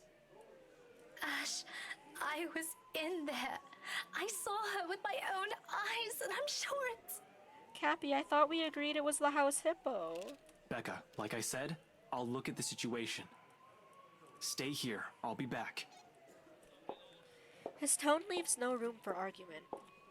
I see the moment he tucks it all away, his apprehension, the growing anxiety in his stomach, even the part of himself he showed to us so openly before. The friendly, easygoing Ash? He hides it all, builds an even thicker wall around it. He crosses the police tape without looking back and walks into the room, an entirely different person. Yeah. When you kill everyone, this game gets really sad. And from my place in the doorway, I witness all of it. How he never flinches nor gags at the smell of blood.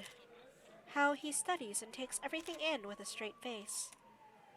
How his voice drifts from inside the room every time he asks a question in a tone even and collected.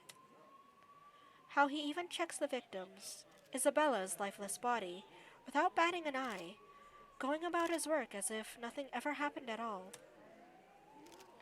As if this isn't someone he knew personally.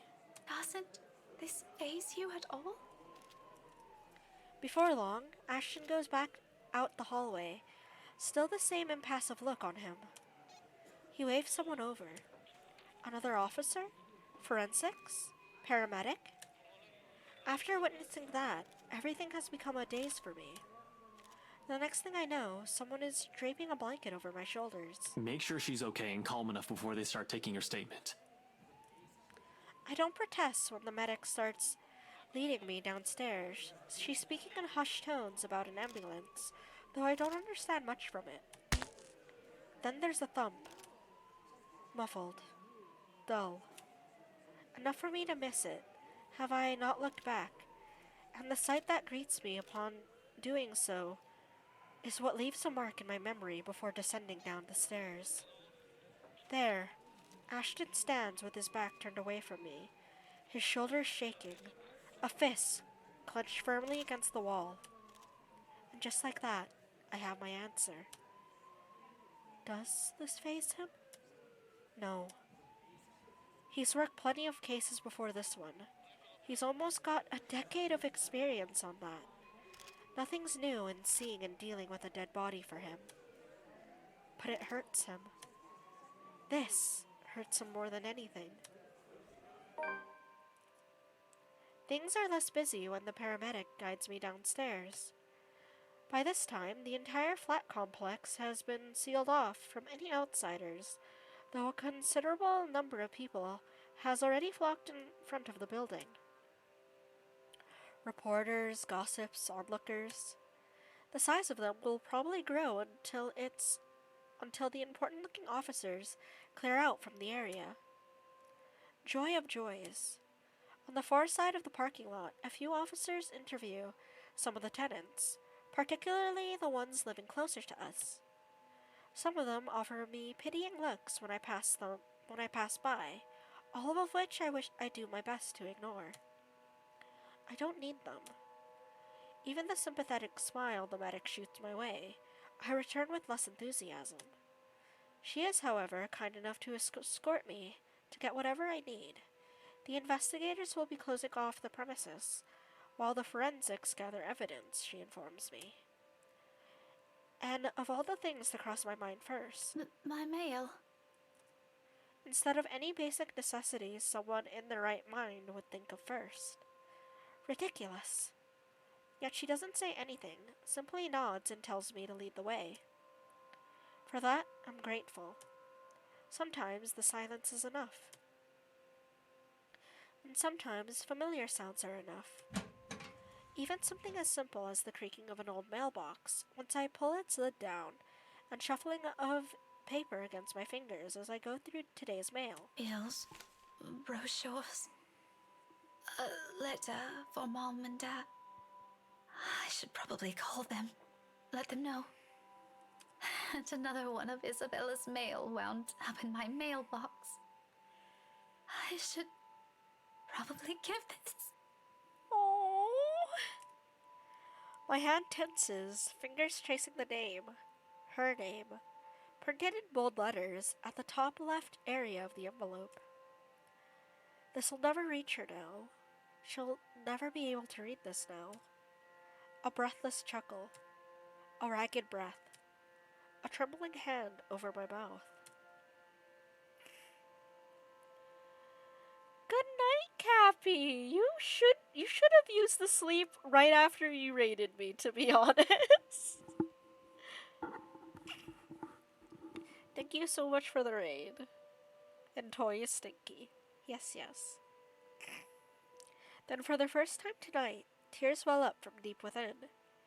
What do you mean, no? She's gone. Yes, stinky, though.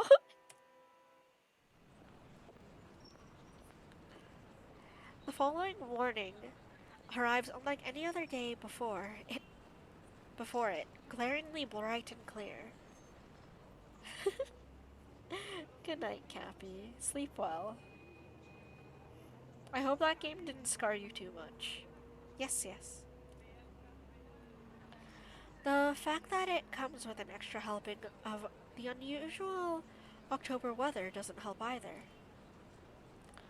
Although I appreciate catching a glimpse of an unclouded sky after last week's bout of sickness, the sun is simply shining a bit too much today. Considering how the world has completely tilted on its axis last night. Too warm, too cheerful. A stark reminder of her, of the kind of person she is. She was. That'll take some getting used to. Everything will take some getting used to. Maybe it might have helped more if her name isn't already on every imaginable local broadsheet and news program, if everything around me doesn't invoke a memory or two. But that isn't how this usually works, does it? Easing into these thoughts, learning to go through a day without an entire person that always used to be there? 5 years may be fleeting, but it's enough time for someone to grow on you. Enough time for them to be a significant part of anyone's lives. Not just mine, but Ashton's and Zachary's as well. Bloody hell. A fistfight almost broke out between those two just because of this. This whole thing. Neither was at fault, of course. The emotions were high at the time. They seemed to still be on speaking terms when I left, but... I wonder if those two are going to be okay. Oh, I should have done a kill everyone and make everyone hate each other route playthrough. Oops. I suppose this is all part of the coping thing. A mess happens, we are left to pick up the pieces after, and not everything is going to be pleasant. It's always about making do of what you have, and if that means getting stuck staying at an inn while the police finish off their investigation, well, there's nothing I can do about that now. Luckily, the cafe's manager is also kind enough to offer me a space where I can temporarily put the sudden mess that is my life in proper order. I've been sitting here for a few hours now. The manager gave me the table at the far end corner of the shop, and for the most part, I was left alone. She might have something to do about that as well, which I am also thankful for.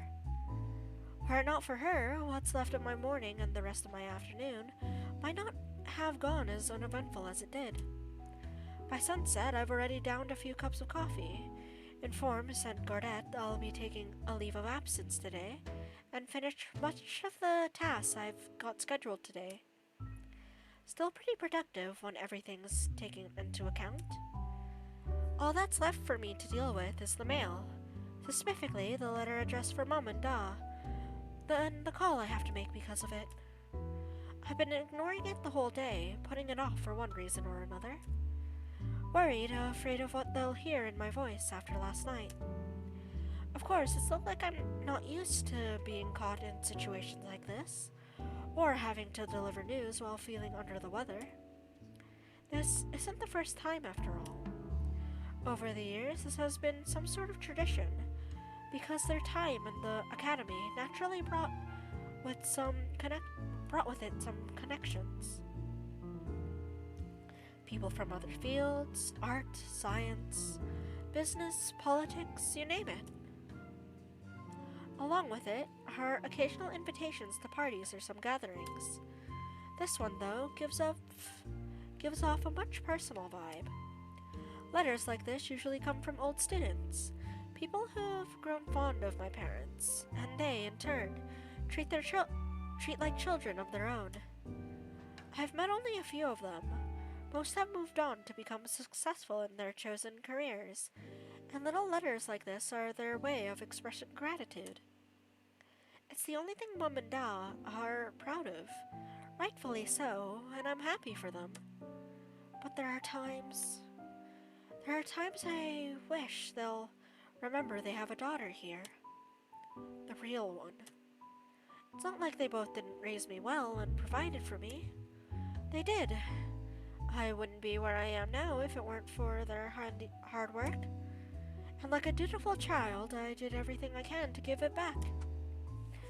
And if it's as small as a thing as to let them know they've got another mail waiting for them, the phone rings a good minute before someone answers. Mum. Her voice is warm as I remember. Becca? Hi, Mum. How's the conference going? Well enough. Until your dad sprained his ankle. Oh no, is it bad?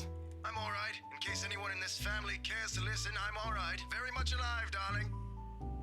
Oof. Poor choice of words. Understanding of the joke, though. And there you have it. He'll be up and walking in a few weeks, don't worry. We're going to have to extend our stay here until it heals, though.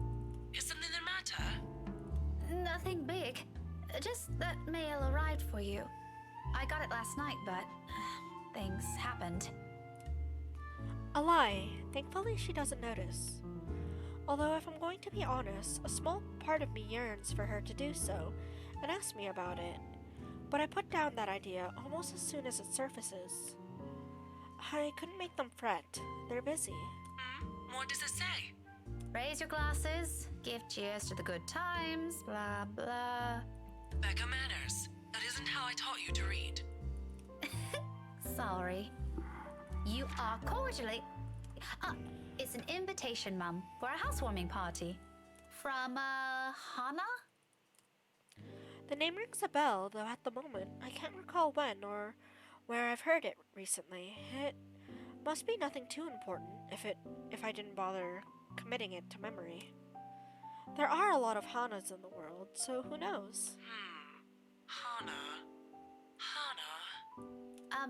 She also wrote you a note, Mum.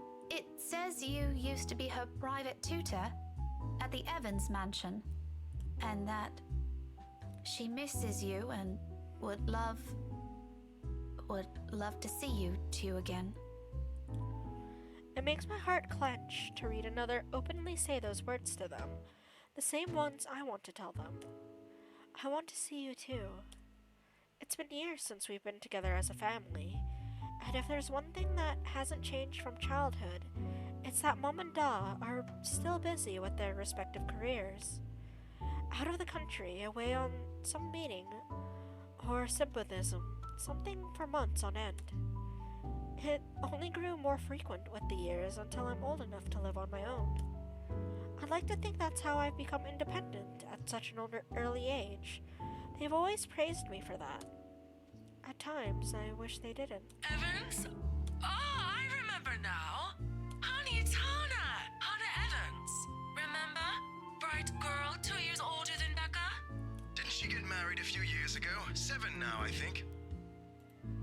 How nice of them to remember, actually. But they grow up so fast, these kids. Yeah, she invited us to that too. Fonte de Medici. But we missed that one because you had to present your paper in Singapore. We did send her a note after. Still a shame we couldn't attend, though. What is it about this time? She sent another invite for a housewarming party. Becca, when is it? This Friday, Mum. Oh, that's too bad. We'd love to be there, but Da's not in a condition to go walking around. I guess we'd have to decline again. I really miss that girl. Wow, you miss an old student but not your own daughter. I could go in your place. I let it slip without thinking. Personally, I've never been fond of gatherings, regardless of how simple people make it seem. But if there is one thing I hate hearing, that disappointed note in Mum's voice always ranks first. Whether it's directed at me or some other thing doesn't matter. Are you sure? Don't you have work this Friday? The event will be in the evening, Mum. It shouldn't take anything away from my schedule. It's all right. The invite's for 2 people. I can bring someone with me so things don't get boring. I see.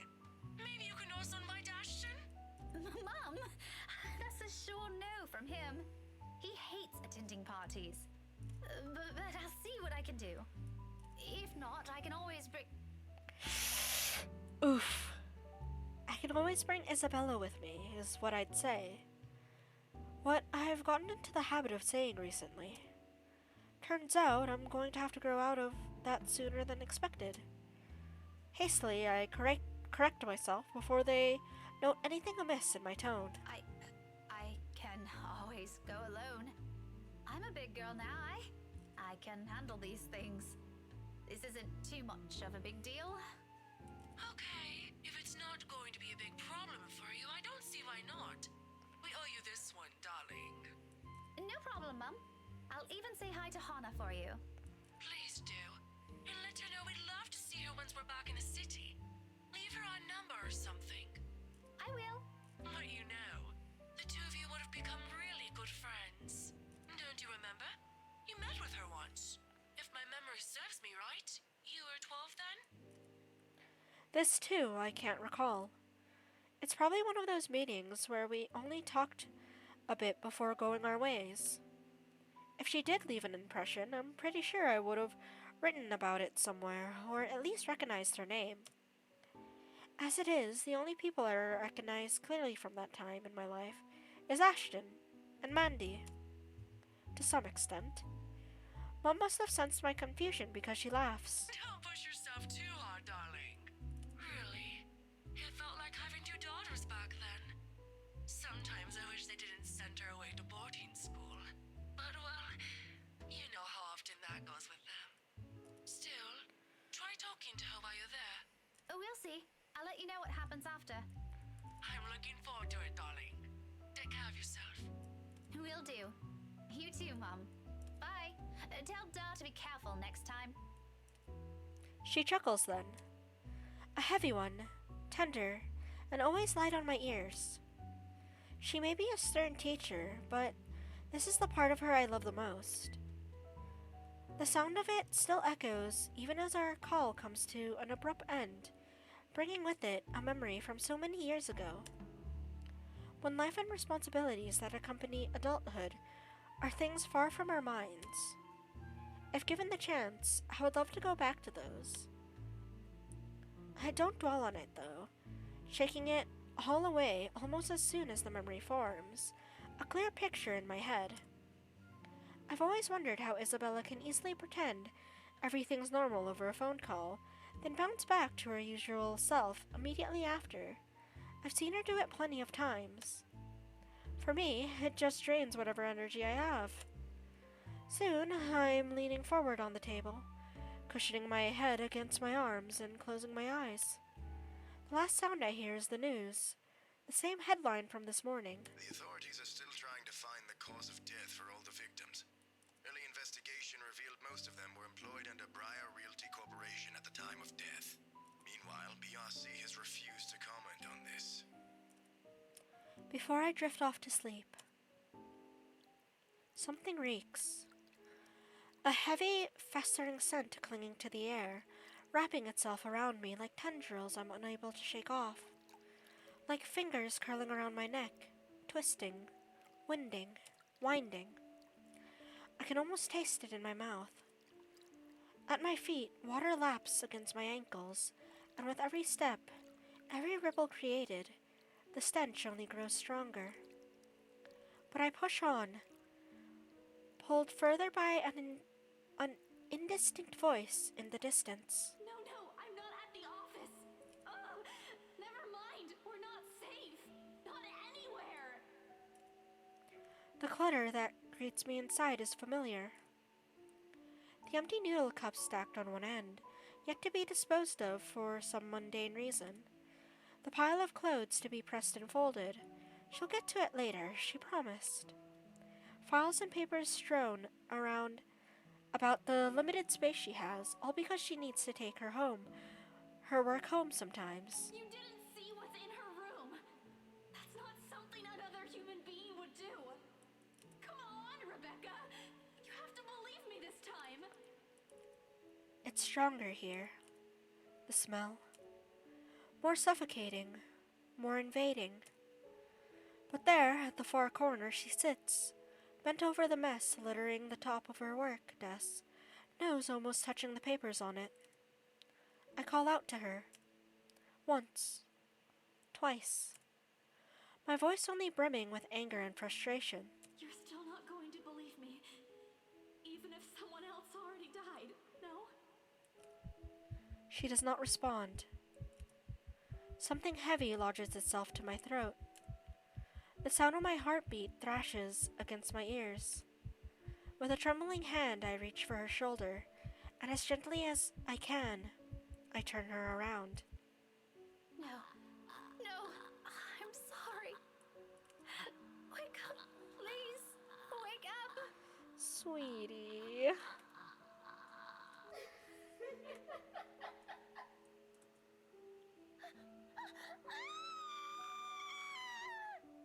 Oh.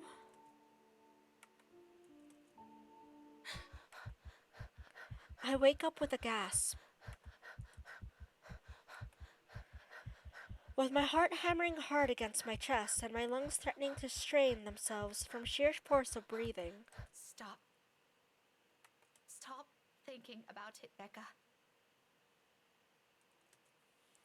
It takes a while before reality once again sets in, for me to remember where I am. Here, there's none of that clutter. Hello, Skeeby! Wait, aren't you streaming? Wait, what? Confused for noises. Wait, you stopped! What? Hello! Sweetie, it's 1 a.m. for you. Go to bed.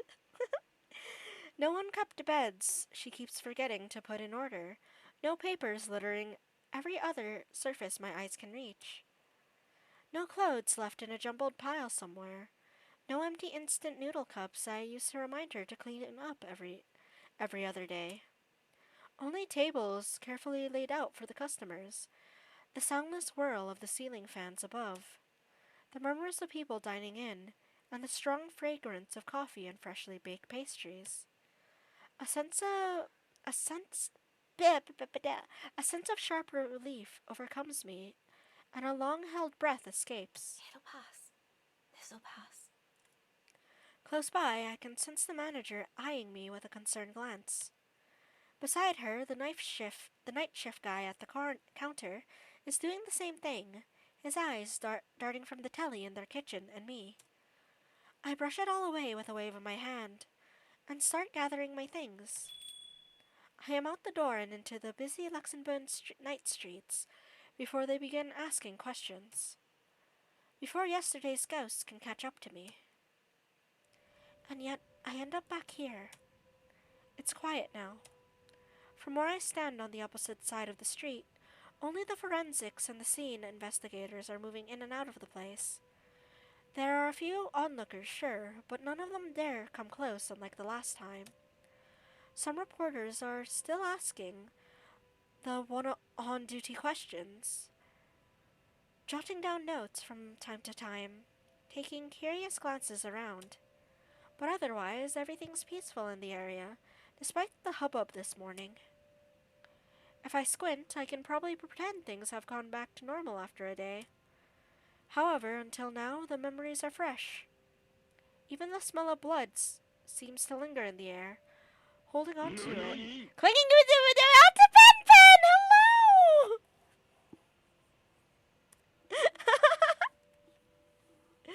I think that's our fourth raid today. What the heck? How are you?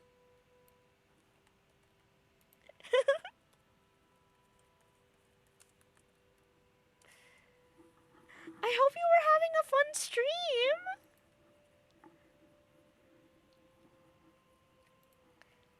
Doing good. Was playing one of the games you got me. Yay!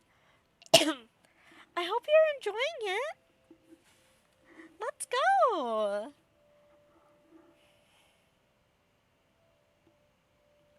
Oh. Puzzle games are always fun. I'm glad you're enjoying it. Yes, yes. Ah.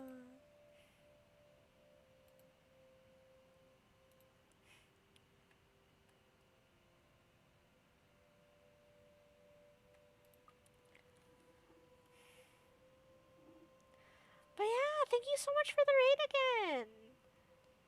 Oh wait. Ah! But yeah, for people who don't know, I am Fern. Hello. How's it going? Apologies, I'm a little bit out of it. I'm quite tired, actually. But yeah, thank you all for coming. Boom, boom, boom, boom.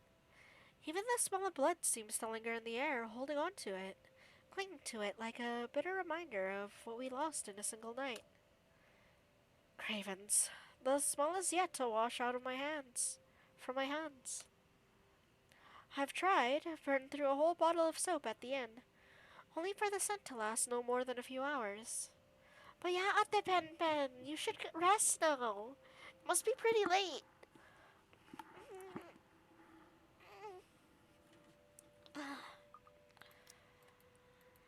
Depending on how much longer this is, oh my gosh, it's so long. I might go to bed myself. Luckily, we are skipping parts we've already read. But yeah, thank you. I've tried. I burned through a whole bottle of soap at the inn, only for the scent to last no more than a few hours. I hope you have the sweetest of dreams out there, Pen Pen. Yes, yes. Then, there's the images. The single instant when I touched her shoulders, the lifeless look in her eyes when her head lobbed backwards and her arms fell lifelessly to her sides. However, more than that, more than I care to confess, is the guilt, and it feels more real than the scent of memories. Thank you! Thank you, Ate Pen Pen! Good night! Sweet dreams. We fought that morning, outright shouted at each other. Would it have changed anything if we didn't? If I had treated her ideas, real or not, with less harshness, would anything have changed? Would she still be here? I guess I'll never know now. I let out another sigh. Another reprieve from what's weighing down on me. One of the many I've been allowing to slip out of my mouth lately. In a few days, they'll finally allow us back here to return to our lives, and for those who are left behind to begin the process of mending. By then, will accepting be a little easier? I'd like to believe so. Suddenly exhausted, I begin my walk back to my temporary home, where I can pretend this all never happened before reality kicks in again. But short of crossing the street, a voice rings out, cutting through the thick silence, stopping me in my tracks. What? Wait, Chief, no! Frey, listen first. You're in on this, aren't you? Watch your tone, Frey. This isn't up for discussion. A closer look reveals three people standing near a police mobile. One of them is Ashton, an LPD's chief inspector?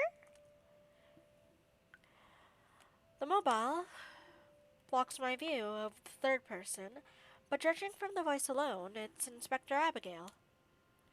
It appears to be some kind of regular police talk, but with the tone and how loud they're all speaking, it's close to brewing into a full-blown argument. Ashton in particular looks as if he wants to punch something. Or someone. I was assigned here, Chief. And might I remind you again, I can very well reassign you someplace else if you don't listen. Much less keep yourself in check. I heard you the first time.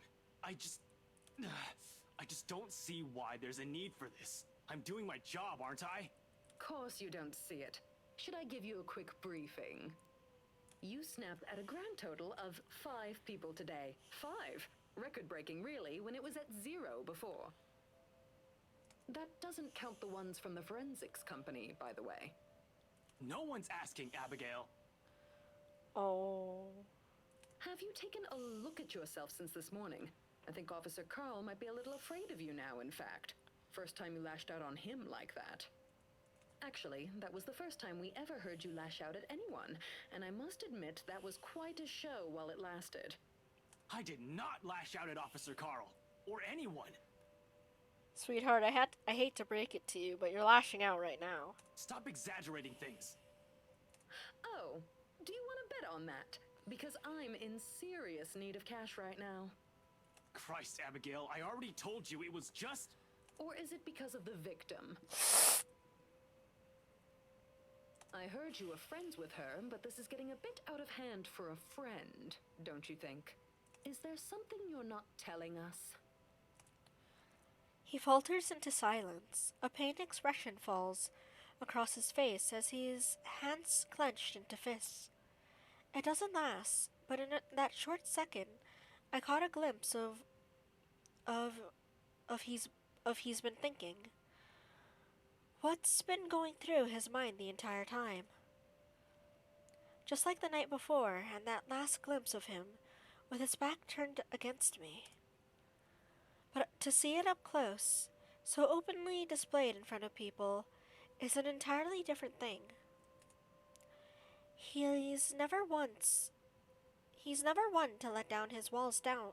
He's never one to let his walls down like that. Now it's falling apart, piece by piece, without his meaning to. That's none of your business. Oh, no, it is my business, all right? I'm the one running this investigation, and you know how I do everything. This one most certainly does not have a place for young detectives with a bloody temper. You better stand down, hotshot, or I'm kicking you out with or without Chief here. My crime scene, my rules. Woof. I don't have a fucking bloody temper. Will you give it a rest already? Sweetie, that temper of yours is saying otherwise. Enough! Frey, get out of here. Take a chill pill. I don't need someone reckless running around this crime scene right now. Chief, you can't be serious. I am, I can, and I just did. Go on, out of this place, out of my sight. I'm in the middle of... Pass it to Abigail. All of it. She'll handle this for now until... I don't know. Till your head's back in its proper place. Oof. No, you can't just... Frey, this is an order. Take a bloody chill pill. Or go get some coffee, ice cream, whatever it is you like to eat. I don't care, as long as you clear your head. Oof. Come back when you've stopped looking like you want to dismember the person next to you. Is that clear? Chief, Uh-oh. Please, not this case. He's like a kicked puppy. I asked, did I make myself clear, Detective Inspector? Another pause. This one far heavier than the previous, and bears the weight of his complete resignation on the matter. He doesn't look them in the eye when he answers, nor does his tone carry any of his frustrations. But his wall is back. Loud and clear. I did not hear you. Loud and clear, sir. Good kid. Off you go. I don't want to see your pretty mug here in the next few hours. You're dismissed. Yes, sir.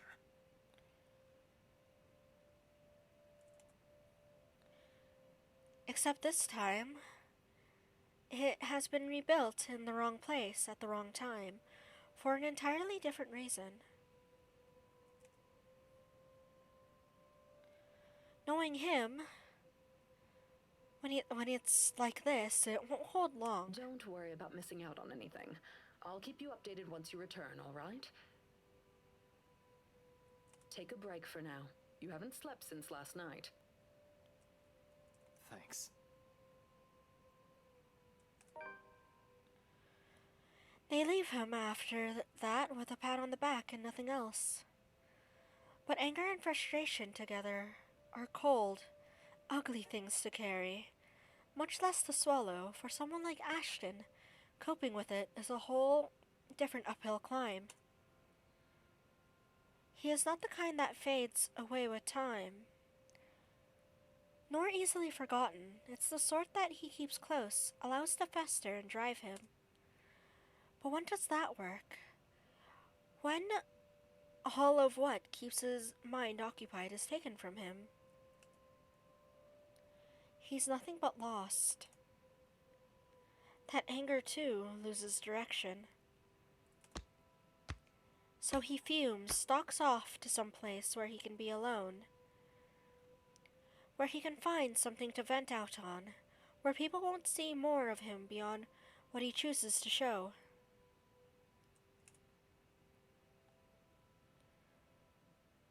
If that doesn't work either,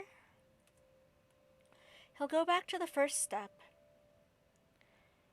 and do everything again, all until everything becomes a vicious cycle and eats him whole, changes him entirely as a person. He hates it when people meddle. He hates it more when people see him like this. But this isn't something he has to carry alone. This too is ours to bear. I won't let him suffer this alone. With that in mind, I follow after him. Minutes later, I finally track down Ashton at the nearby park. He can't sit still, pacing back and forth, running a hand through his hair in a gesture of frustration every other pass he makes. At some point, he decides to take it out on the poor park bench, only for his foot to regret it all afterwards. He returns to pacing then. He's been at it for at least 5 minutes, And at this point, he might end up digging a trench in the ground if he doesn't let up. Someone should stop him. When I followed him here, I intended to put an end to this. I had a whole speech prepared for him. But now I'm standing in close proximity to his temper, to him, and I can't bring myself to even approach. My feet simply won't move the instant I saw him. Before long, my own resolve starts to wane, gradually fading away underneath the uncertainties. What will he think? Will he appreciate this? He hates it when people interfere with his affairs, and here I am barging in on his business, as if it's something I'm entitled to share. When did I start thinking this way? When did I start thinking this is okay? Why did I think this would be a good idea? Because you care about him and you love him. I'm stepping back before I know it. Although I didn't make it far. In my rush, I accidentally stepped on a stray wrapper that I somehow missed in the trash. It crunches under my foot, and in the stillness of the park at the time, it's loud enough to disturb. Ashton halts, looks up, his vexed expression making way for bewilderment. Good night, Mozzie, sweetest of dreams. Thank you so much for hanging out for this long. Becca? You aren't supposed to be here. It isn't meant to be an accusation or to be taken like one. Thank you, Mozzie! Much appreciated. It's a simple statement, yet it sounds far from all the same, a question underneath. Facing it now, I hesitate.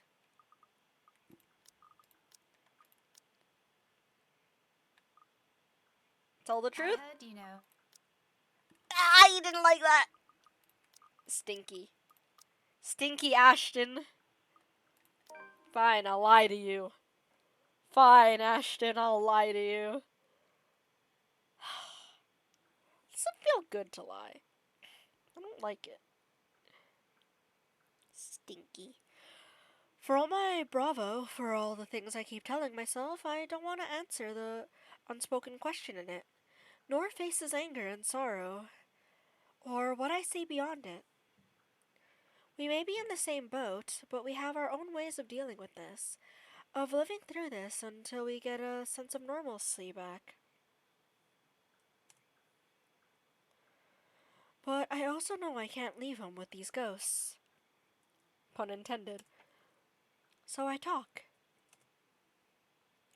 A weak attempt to fill the awkward silence, but so long as it takes him, us, away from falling into that chasm, this'll do. Sorry, I didn't mean to disturb you. Don't you usually avoid these parts at night? I just couldn't sleep tonight, so I decided to take a walk. I didn't think I'd find you here, considering what happened last night. I thought you'd be busy. Not a complete lie. But when all he gives me for a response is a stare, almost close to a blank look, I think for a second he found out. Eventually, he simply nods and exhales. Bad dream? Yeah, kind of. I thought as much. He can be sweet when he wants to. Still don't like him, though. I frown at him, confused at his facile reply. I don't know that word. Until I remember, he's already seen more dead bodies, in his life compared to what my eyes have seen. It comes with his line of work. Bloody hell. He has a forensic science degree under his belt. At some point, he must have likely worked on a cadaver before he even got out of university. He's also been assigned to cases like this before. Witness close families, relatives, friends go through this. None of it is surprising to him. But what if it is of a friend's? Or of someone he knows and has been close to for years? Won't it change anything? Does it ever get easy? Depends on who you're asking. I mean, I'm pretty sure this isn't the first time you've seen something like that. I trail off, unable to continue, careful of this talk going into territory that will create bigger wounds. Ashton, on the other hand, takes a long minute to answer, like he's weighing his next words, choosing it deliberately. Then he stuffs his hand inside his pockets and looks away at some far point beside him, looking at it intently as though he's seeing something that I couldn't. His answer comes in the form of a shrug, and a voice almost too quiet, too somber. You get used to it. Eventually. I suppose. There isn't any other way around this, huh? No, there isn't. Unfortunately. But you'll stop caring after the second or third time. The next thing you know, all of them just looks the same as the others in your eyes. All unfortunate victims.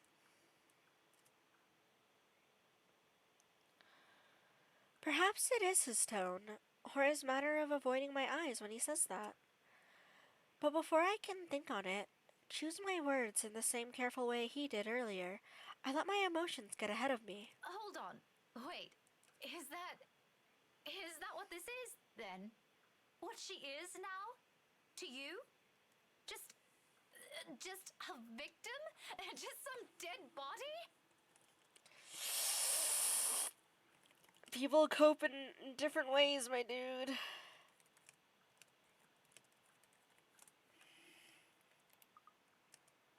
He answers with more silence, and my temper, despite itself, flares. The victim has a name, Ash, and that victim is your friend. Rebecca's voice acting is quite good as well. Why is it so difficult to say her name now when you've done it plenty of times before? Does it matter now? She's gone. Even Zach made a bigger issue out of that. There are other things you two should really be... It does matter. To you, it does. For a long time. You've always... Oh no. You've always seen her in a different light. Far different from the way he'd look at other people. Zachary or me. Always with the tiny gleam in his eyes, the darting glances, and the kind smiles. Little things, little gestures. To others it may seem nothing, but to him, it means the whole world. Because it's the only way he can say everything without fumbling or losing his nerves. Right from the very start. And I don't need to ask the why. I've always had an inkling. The thought had always been there, hiding, tucked, and neatly sealed away at the back of my mind, in the same manner he keeps his own secrets close to himself.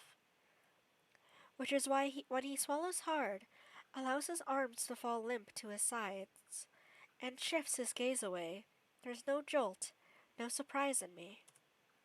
Just a slow, painful, burning realization of a truth long held. Of feelings never meant to be for me. And yet, in the end... Like I said, it doesn't matter. You guys need to understand that whatever I say or do right now, this case isn't going to solve itself. Ouch. In the end, it's him who cowers from it. You keep on saying case this, case that. But this isn't just about the bloody investigation anymore, is it? Well, you seem to have a better idea what it is.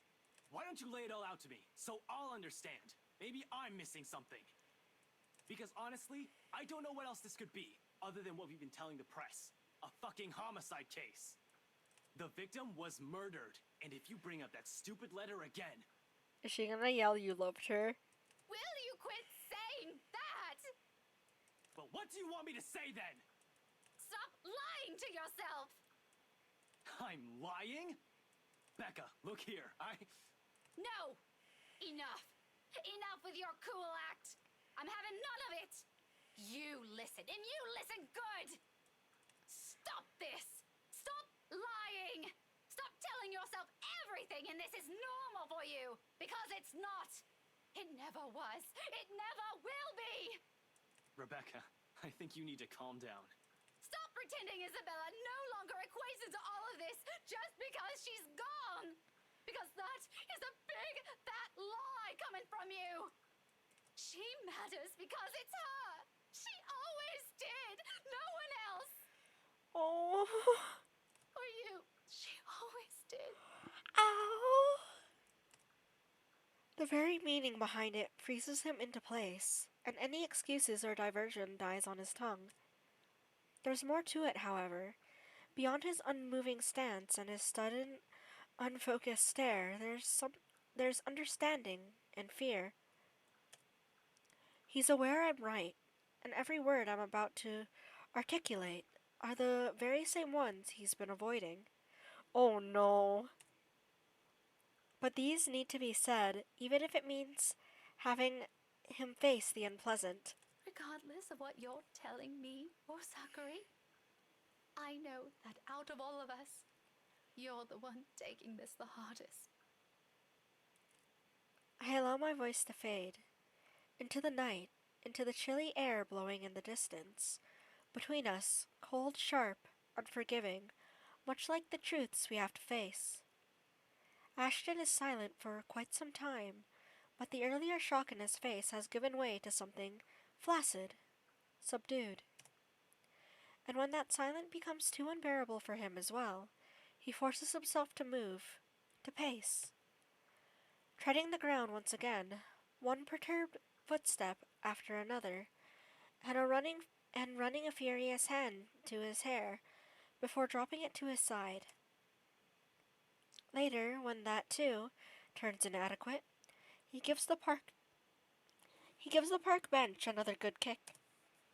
This time, if it brings any pain to him, he simply takes it all in, as if that alone will dull the other pain. Fuck. Oh, he's blushing! Regardless, he continues, but this time there's something in his voice. A bitter note dropping to nothing more than whispers, he mutters to himself. A sound he meant only for his ears to hear, but reverberates clearly in the park's stillness. Ash, maybe you should... Damn it. God damn it. I was hoping. Damn it. I was hoping for her to... His throat closes up. His words choke off, getting lost in his sorrow. Unable to continue, he presses a hand over his eyes instead, letting out a slow, ragged breath that brings him neither a sense of comfort nor relief. It's simply another reminder of what he failed to do. I couldn't even... Damn it, all these years, telling myself she's... And I'm... Oh! And yet I couldn't even... And this is when he breaks. Piece by piece, brick by brick. The walls he has struggled to put up all came tumbling down, all of his defenses caving in, weakening, as it bears the brunt of his grief. His words are halting when the first tears begin to fall, his shoulders shaking, hands clenched tightly, his fists holding on to something, quickly slipping away from him. Or maybe it already did.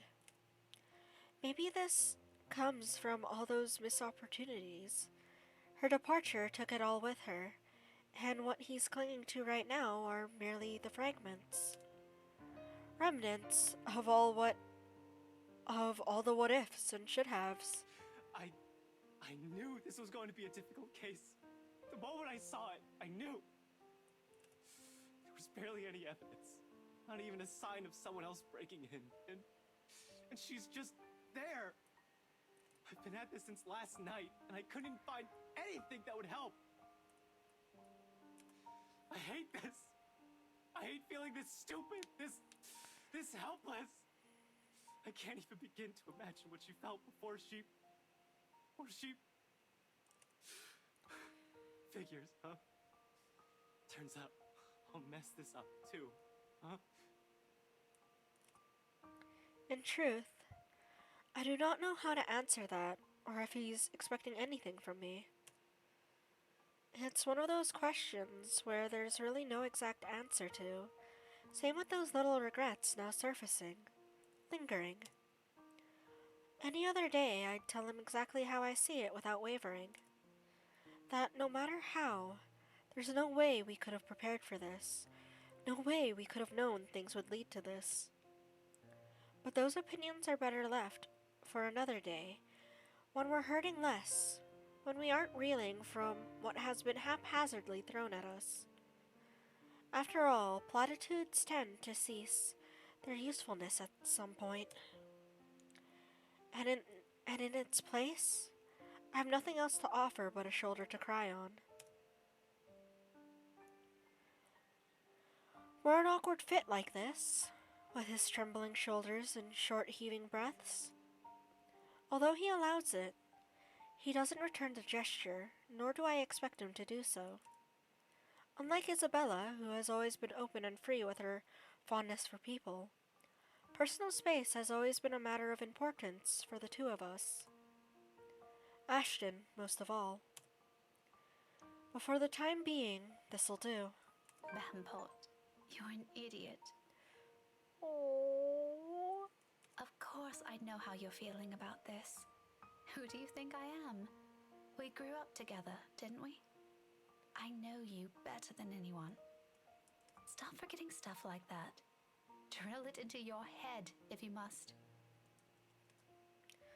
We'll take what little comfort we can gain from this, beyond what reassurances mere words can offer. And in this short moment we share, this is enough. We exchange no words after, simply standing there for a good half of the hour, letting the late night din of the city, the rustling of leaves, the hum of the crickets nearby, fill the air around us. We remain like this until his sobs fully subside, and what's left of it are nothing more than soft whimpers. When at last he pulls away from me, it's as if the heavy atmosphere has finally lifted around us, and what he carries with him no longer burdens him in the way it did minutes ago. Not completely, though. Even with this, it'll take longer for everything to fade, and neither will it be easily forgotten, especially when it has taken root so deeply in our lives. But he's calm now. It's better this way, because only in the aftermath is when he'll learn to deal, to cope. Is it going to be okay now? It's a start. I can't always walk him through this. He knows that too. So when he answers, he has nothing more of me and only answers in the best manner he can, without reverting back to anger or locking himself away. Yeah, a little, I guess. I don't know.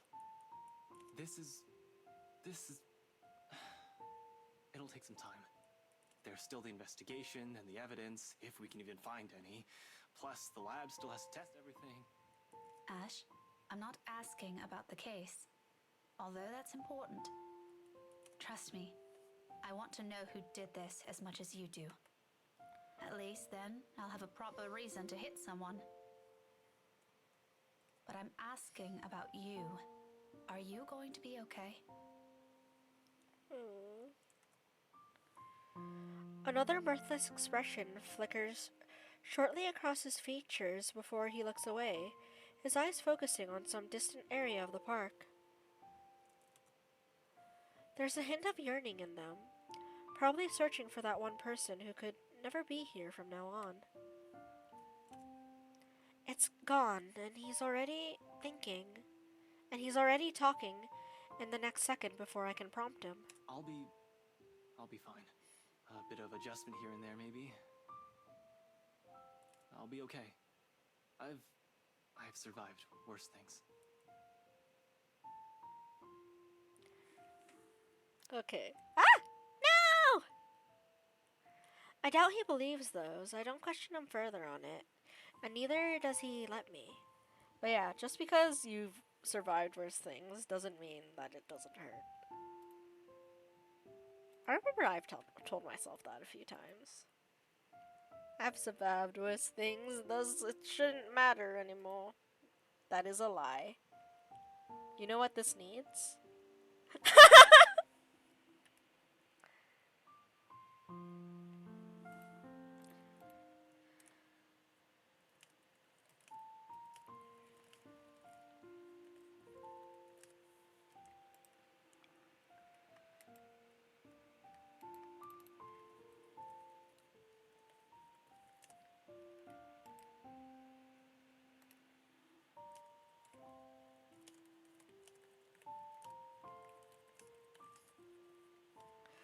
Sorry, Shade. sorry for the wait. Boop. He needs a widow Wookie. He needs a little cuddle buddy.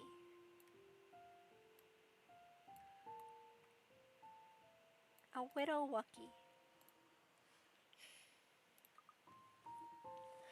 I doubt he believes those, but I don't question him further on it. And neither does he let me. But thanks for asking. And for this. Sorry you had to see me like that. What?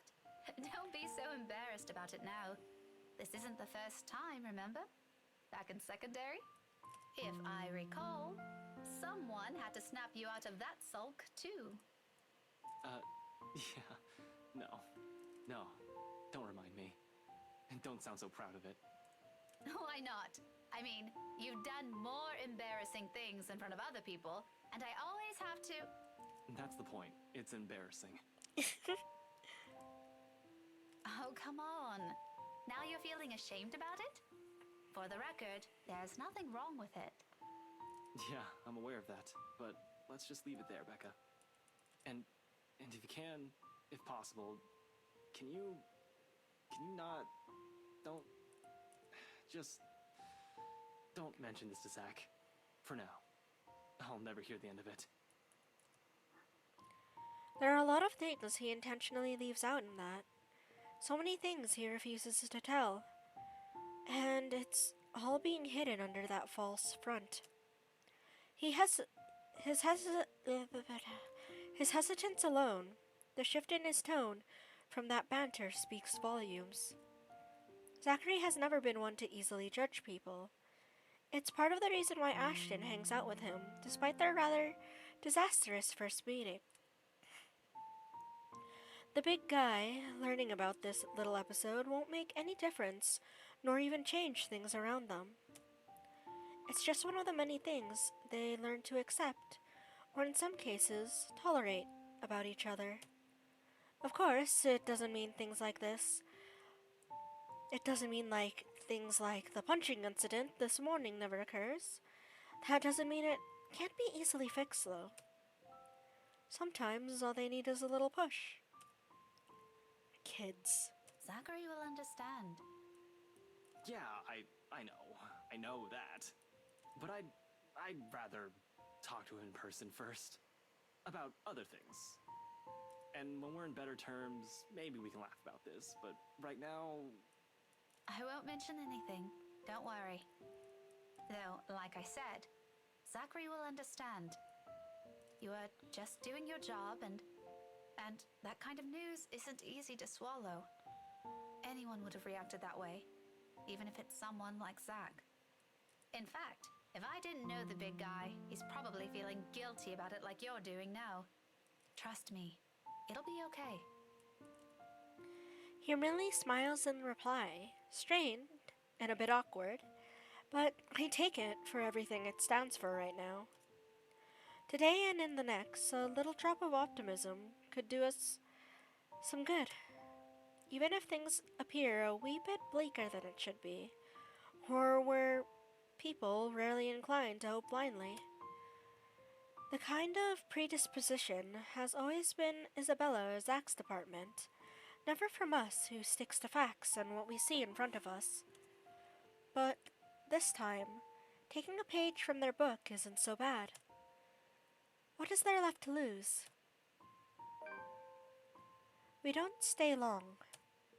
The evening might be pleasant, and the park offers a peaceful enough place to muse on things, but we have work to do, both of us. And although Ashton doesn't openly express it, I know he still wishes to be alone after this and mourn in his own way.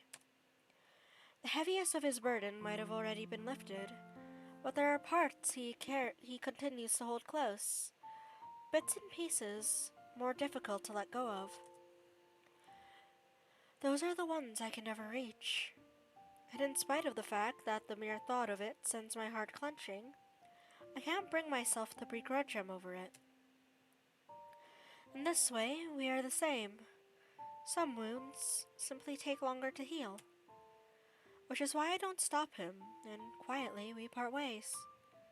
He goes straight off to Samwell again, only leaving me a small promise to get to the bottom of this while I head back to the city proper, where an unfamiliar room and more awful dreams probably wait for me. And perhaps it's exactly the fear of being left with those thoughts on my own that leads me back to the cafe instead. Delaying the inevitable, they say. Less time to think about these as long as I'm awake, moving, and in the company of other people. Okay. I'm gonna call it there. Yes. Boop, boop, boop. Wow. I kinda wanna make Rebecca live after seeing that scene. But alas, this is the genocide route. So we're killing her. But yeah.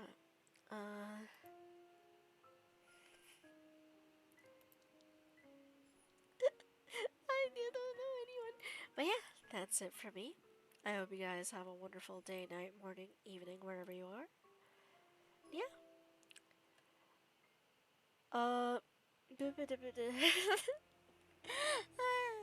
Kill all of them. I'm trying.